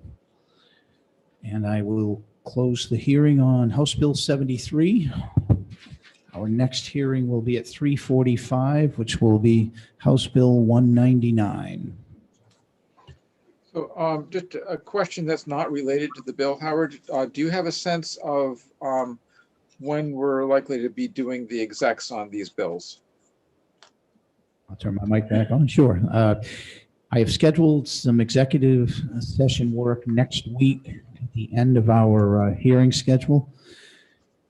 The hearing schedule will be out in the calendar, but I've got the landfill bill for the afternoon starting at 1, and I estimate that will be 2 to 3 hours of testimony based upon the amount of testimony that we had last year when we heard it. So as soon as that testimony is complete, we will be picking up checking on most, if not all, hopefully all of these bills that we heard today, as long as we're able to do it. So that's the general plan. Thank you. You're welcome. Any other committee questions while we have a few minutes?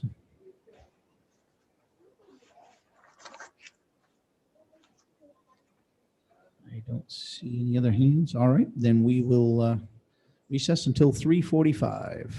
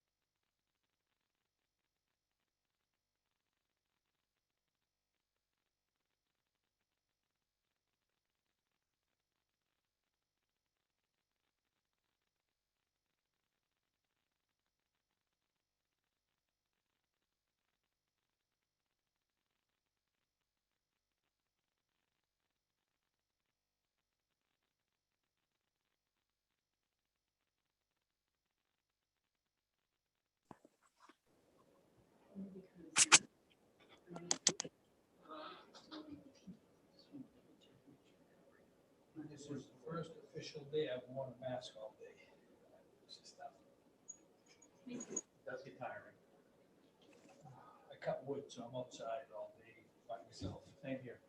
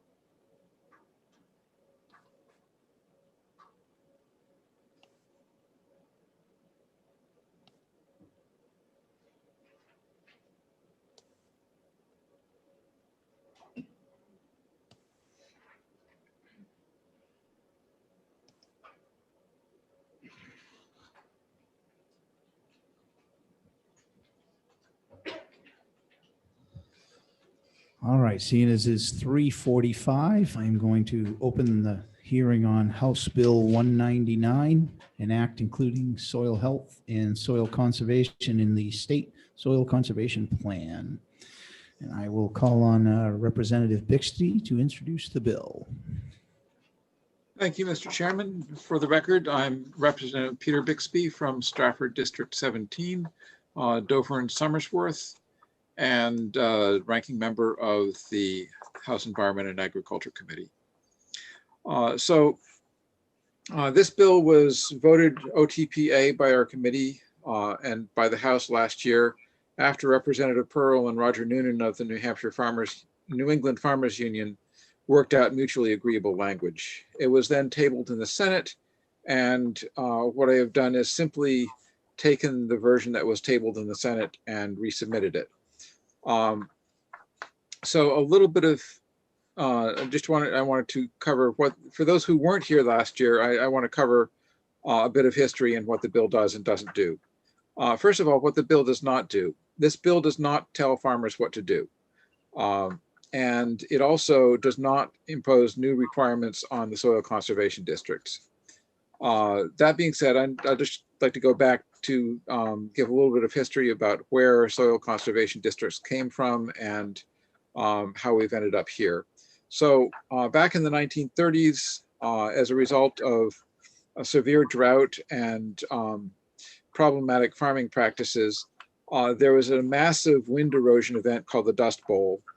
Clouds of dust traveled from as far as Oklahoma to Washington, D.C., where they blocked out the sun in D.C. The federal government figured out that this was a problem, and they required states to create state soil conservation plans, and they also created the Soil Conservation Service, which was later renamed to the Natural Resources Conservation Service, or NRCS, and you have probably seen reference to NRCS grants over the years. So soil conservation districts are essentially the working arm of the state soil plan, and they provide education and technical assistance to farmers and to landowners. The last revision of the New Hampshire Soil Conservation Plan took place in 1985 with some minor changes in 1995. And at that point, it was essentially bringing the idea of making sure that soil conservation was done in a way to minimize impact on waterways. In the 1980s, one of the main focuses of soil science was the physical soil structure and soil nutrient chemistry.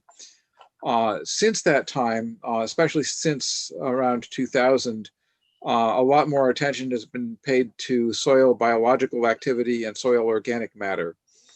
And the understanding of how the microorganisms in soil profoundly affect the nutrient capacities of the soil, the nutrient holding ability of soil, the water holding of soil, holding ability of soil, and the general resilience of soil have really changed the way that we understand how we need to work with soils and how we need to particularly work with soils to improve that biological activity.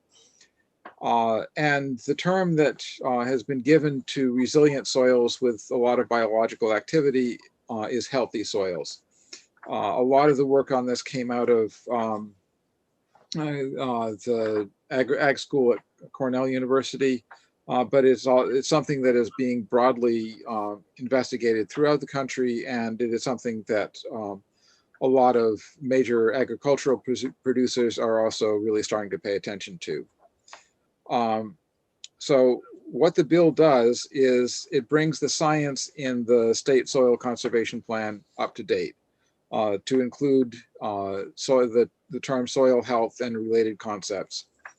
It also recognizes the good work that our soil conservation districts are already doing related to soil health. So a lot of the work that many soil conservation districts in New Hampshire are doing at this point involves things like helping farmers with cover cropping, providing low-cost rental for equipment such as aeration equipment, seed drills, and cover crop crimpers. And because these pieces of equipment are expensive and only get used 2 or 3 times a year at the most, by having a rental pool of them in the county, it means that a lot of small landowners and farmers can take advantage of them without that capital expense. So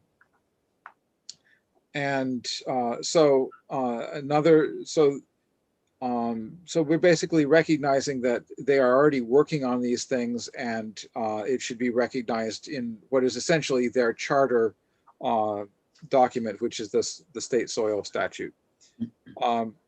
The other thing, another key thing this bill will do is it will provide language essentially in the statute that they can point to and say, when we're applying for this grant, we are fulfilling the requirements of the state statutes, and the state is behind us in this project, and that makes for a much stronger grant application. And which brings me to another topic, which is, how are soil conservation districts funded? They are largely, one part of their funding comes from what the counties decide to give them. Each county has a soil conservation district line in its budget, and what the counties provide is generally the fundamental support for staff and administrative costs. In terms of the projects, the education and technical assistant projects that they do, the districts generally apply for grants in order to get the money to do that. And the more and better grants they can get, the more they can do for our farmers. So a lot of the NRCS is one of the main granting agencies, but with a broader interest in soil health that is becoming apparent throughout the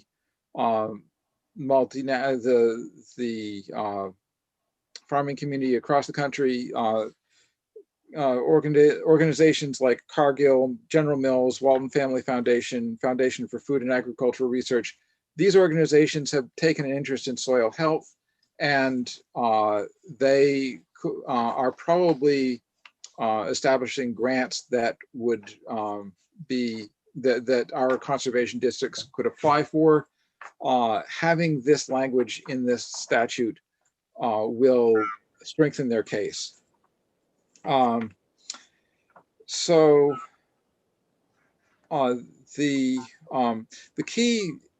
core ideas in this bill are providing a definition of soil health and providing some information, some guiding ideas about the benefits of soil health. And since the person who did the primary drafting of this language was Roger Noonan of the New England Farmers Union, who is also a small farmer himself, has been a certified organic farmer for years. I will turn more of the explanation of the bill over to him. I'd be willing to take questions, but in many cases, I might just bump those questions to Roger. Thank you, Representative Bixby. Are there any questions for Representative Bixby? Or I might suggest, honestly, that we hold off and let Mr. Noonan do his testimony, and then we'll ask questions of both, if that's okay. Sure. But I'm going to call up Roger Noonan from the New England Farmers Union. Thank you, Chairman Pearl and Ranking Member Bixby, members of the committee. I'm Roger Noonan. I'm a small family farmer in New Boston, New Hampshire, Hillsborough County. Served as a president of the New England Farmers Union, Farm Bureau member, NOFA New Hampshire member of more things than I can shake a stick at, former conservation district supervisor in Hillsborough County. We worked with NOFA New Hampshire and a couple of other stakeholders in looking at ways to address some of the challenges that we were seeing relative to climate change and extreme weather events. I think any of you that are involved in agriculture know we had a drought last year, and we had another drought in 2016. We can get too much rain in the same year we're not having enough rain.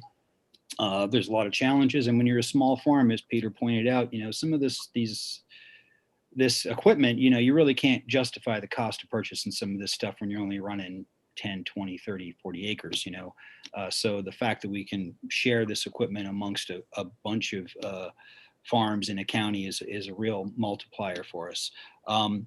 More importantly, I think as Peter also laid out, this is just an update of the bill.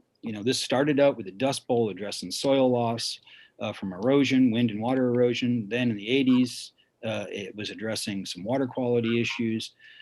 Soil health sort of pulls all of the above together into a broad bucket now that we're recognizing that the soil is where it all starts, and that we've got to maintain good quality soil.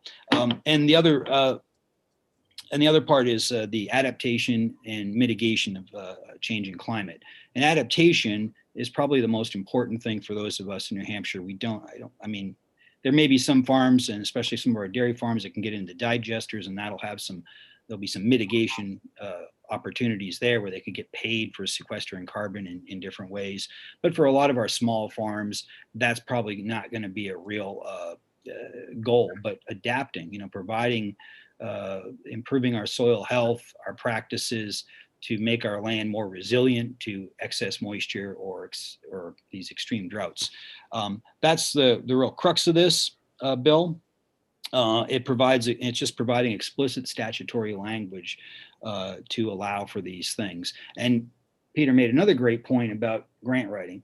If anyone's been involved in nonprofits, when you put in for a grant, the key thing that most funders look at, would you be doing this anyway, or are you just putting in for this because there's a lot of money out in the grantosphere for that particular action. So this provides explicit language to help our conservation districts get out there and get the public and the private money to help our small farms cope with this work.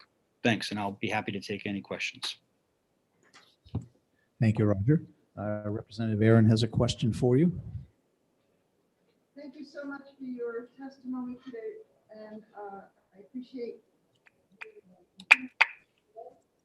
to help our conservation districts. But I'm curious to know a little bit more. I see the definition of soil health in this language here, but I'm interested to know is there more to soil health insofar as more measurable statistics of how much organic matter and the holding capacity of the soil and so forth? And if so, do you look at that, or is that looked at from an average standpoint throughout the state or in specific areas of the state? I mean, our soil health is different from town to town, district to district. So how does this help? So the definition of soil health here is sort of a broad one. As anyone that's involved in natural resources, we know that there's a lot of specificity related to any particular site. And I've got fields, even small fields, 10 acres or less, that I can probably find 3 or 4 different, very radically different soil types. Glacial till to sandy stuff down by the riverbank. And heavy clay, a little clay patch where they used to make bricks a couple hundred years ago. So it doesn't really address, it's not a soil typology as opposed to a set of conditions that indicate good soil health. You want good permeability, you want organic matter, and that's going to be real. Organic matter is, some soils will have higher organic matter than others naturally, and others will be depleted either through human or other interventions as well. So it's not, this isn't sort of a thing where you say this is good soil health and here's your merit badge for your good soil health, and there's one standard that fits all, but it's sort of a set of parameters that many different soil types can fit into. I can also pick up a little bit on that. Cornell University has actually come up with a broad set of different soil characteristics, including things like cation exchange capacity, organic matter content, and the organic matter content divided into several different categories of organic matter, and different nutrient holding capacities, levels of humic and fulvic acid. And they have made a very broad panel of all of these characteristics, and you can send your soil test sample off to Cornell, and they will give you a very detailed analysis of what the soil health looks like. I think another element of that might also be the types of microorganisms found and fungi found within the soil. So there are actually sort of physically measurable parameters for this, and beyond what I've just told you, it's a little bit out of my pay grade. Okay, well, thank you. I appreciate that. All right, thank you both. Representative Hamola has a question. Thank you, Chairman Farrell. Thank you, Mr. Noonan, for coming in and presenting this to us today. I'm actually very interested in this. I'm a natural hazard mitigation planner in my day job, and I've actually had my hand in state hazard mitigation plans, so I appreciate the enormity of this. I have 2 questions. The first question is on page 2 on definition. The definition of mitigation is different. There's a different definition for this that's more generally universally accepted, and this definition is a little bit more tailored. And I'm just wondering if this definition is tailored specifically so that the state plan has a kind of a better chance at getting grants. So I'm sorry, Representative. I did not, you were a little sort of soft. I couldn't quite hear you. Page 2, the definition of which? Thank you. Can you hear me better now? Very well, thank you. Thank you so much. I was saying that I'm actually a hazard mitigation planner in my day job, and so I appreciate the what you're trying to do here very much. Page 2 on the bill was giving the definitions of things, and it gave a definition for mitigation that is not a generally universally accepted definition of mitigation. It's a more tailored version, and I'm just wondering if that was by design to allow the agency to apply to grants that are more tailored towards climate change. Well, I would defer to your professional experience on broader terms of mitigation, but this one we basically lifted from the U.S. Department of Agriculture's Natural Resource Conservation Service, insofar as it applies, to those things that they're working on and have been working on since the Bush year. I think this original definition was developed under the previous iteration of Secretary Vilsack's term. That's been the working definition. I'm involved with some national groups that are working with industry partners, and these are sort of the terms that are being used. Okay, So, thank you. And the second question I had, is there anything in the state plan currently that prohibits a discussion on climate change? Go ahead. That's a great question. I would like to see the state plan. I don't know that I've ever seen one. So. Okay, I'm asking, the reason I'm asking is just because I'm trying to understand. I know that when I do plans, there's the plan writer has the ability to write whatever it is that needs to be to cover how they want to talk about the subject. And there's nothing that prevents it. So I'm just wondering maybe what the need is to add that language in, unless it's sort of to remove some prevention that climate change can't be talked about it. I know when I work on, I've worked on a state plan in Oklahoma, we absolutely had the freedom to include it if we wanted to, or not include that if we didn't want to. So I'm just kind of wondering if you knew anything about the state plan in that regard. Right. So in terms of the term, the state soil conservation plan, this statute is effectively that plan. So, and this is the plan that was ordered, that the federal government ordered states to have back in the 1930s, and the progression, the sort of gradual progression of minor changes to the plan has gone on since then. And as I mentioned earlier, the last significant change was back in the 1980s. And the reason, so there's nothing in this statute that says anything about climate change whatsoever. And there's no sort of state prohibition on saying anything about it. It's the main thrust here is that a lot of the grants that are now likely to become available in response to current world conditions may make reference to climate change, and having that as a specific goal of our state soil conservation plan is something that would strengthen any grant that someone from a conservation district would write, and thereby increase the chances of getting it. Thank you, sir. Thank you, Representative. I'll remind the representative that all questions should be directed through the chair rather than having a conversation. That's all right. All right. Do we have any other questions for Representative Stapleton? Thank you, Mr. Chair. Thank you for taking my question. I'm having difficulty with page 2, line 22, Roman 2. The mitigation. Of course, I've not heard of this before or seen this kind of thing before, but are we really focused on the sources or the effects of climate change and preventing damage or harm from those effects rather than perhaps trying to change climate or reverse climate. And I'm going to give you an example why I'm asking this.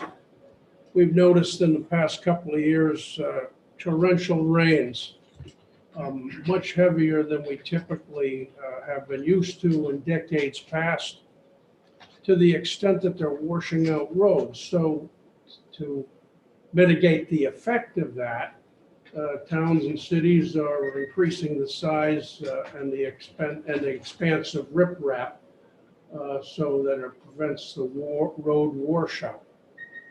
And the other part of this that confuses me is the words enhance the sinks of greenhouse gases. I'm not in that industry or familiar with that. Can you explain that?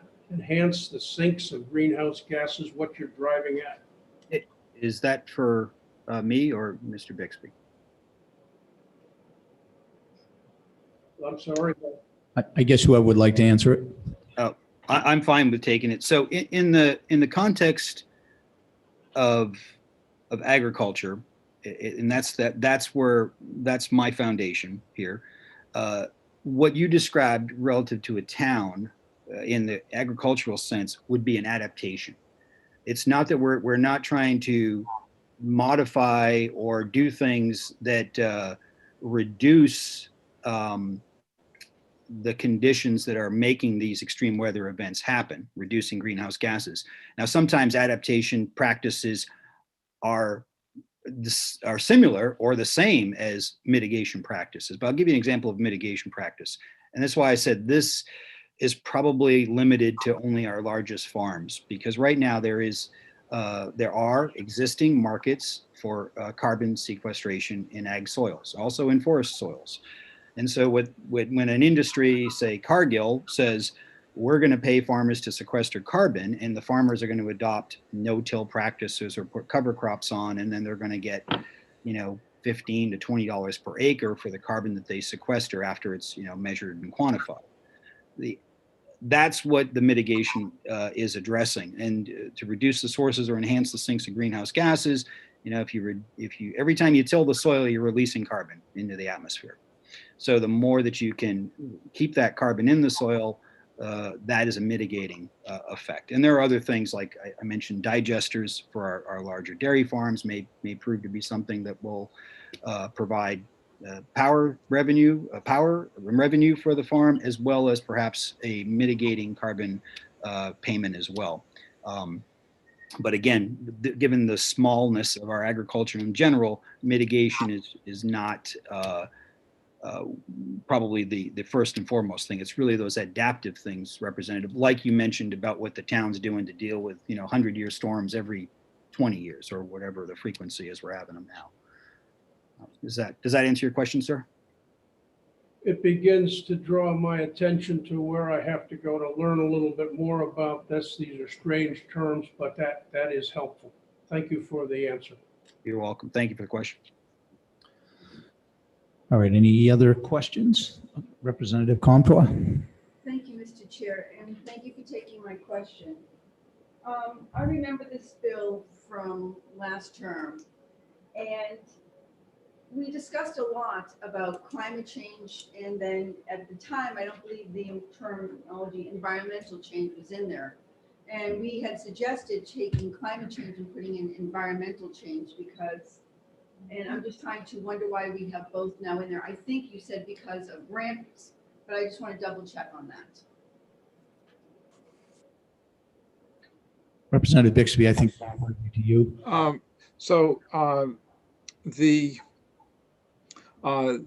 There was a lot of discussion about this in terms of, and essentially that phrasing of the climate and environmental change was a language that I believe that might have been what was negotiated between Chairman Pearl and Roger Noonan in order to sort of iron out some differences in language preference. In terms of the importance of keeping the climate there is definitely that will strengthen the ability for districts to get grants. Having the environmental change in there as well is an indication that soil health doesn't.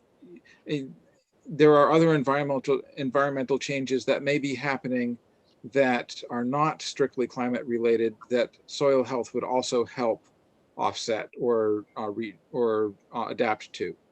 And Mr. Chairman, if I could just sort of tag on to that, just a couple of examples, invasive insects. And those are coming in from changing weather patterns. They come in on shipping crates, so we're getting invasive species, all kinds of insects, plants. There's a wide range of new challenges that we're facing, on the landscape. Thank you. Representative Murray has her hand up. I'll recognize her for a question. Thank you, Mr. Chair. Thanks for recognizing my question. Mr. Noonan, I did have a question, I guess regarding terminology as well. I was thinking about the terminology that I've heard called regenerative soils. Is that similar to anything we're talking about? I'm just trying to come up to speed myself.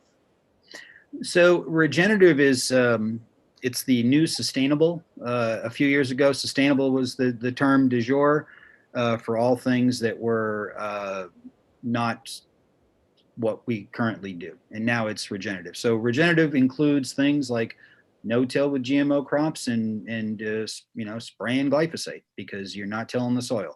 So therefore that's regenerative. Organic farming, like I practice, is regenerative because we use cover crops and incorporate green manures.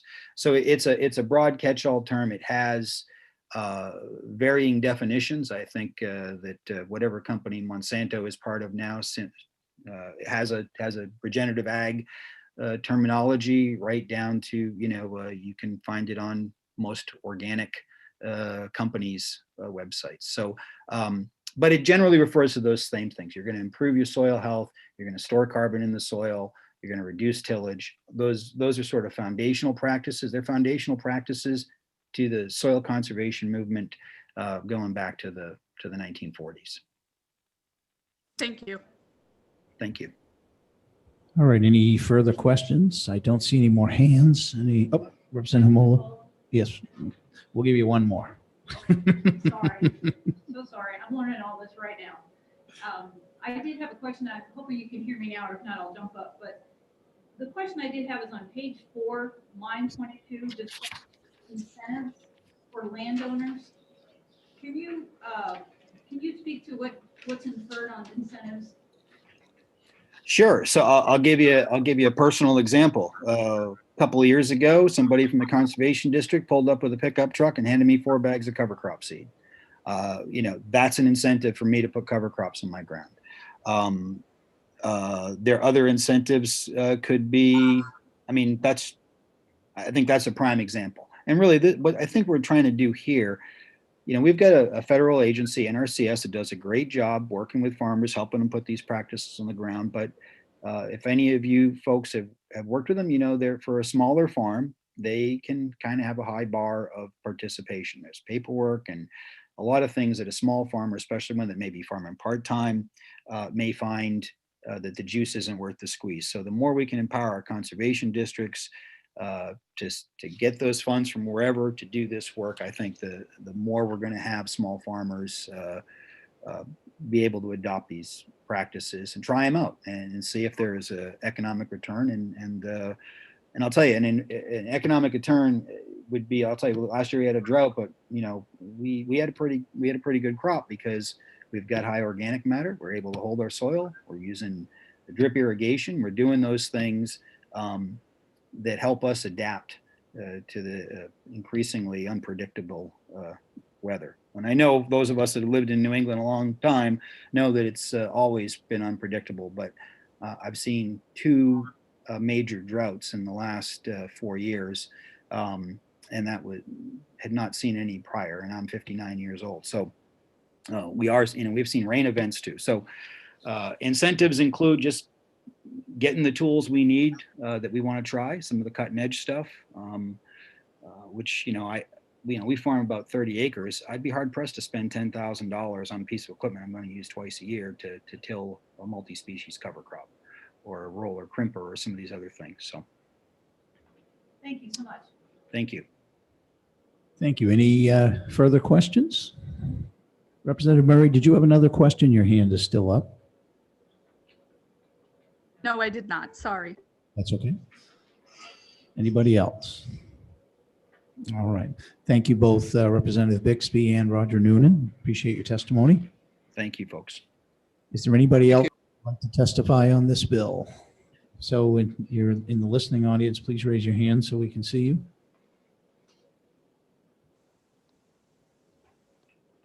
All right, I do not see any hands, so I will read the blue sheet. We have 10 people signing in, 8 in support, 1 opposed, and 1 neutral. All right, that completes our hearing on HB 199, and that completes our hearings for today. I thank you all to the committee. You've all done a great job during the several hours we've been here, and we will be having hearings again next Wednesday, February 3rd, beginning at 9 a.m.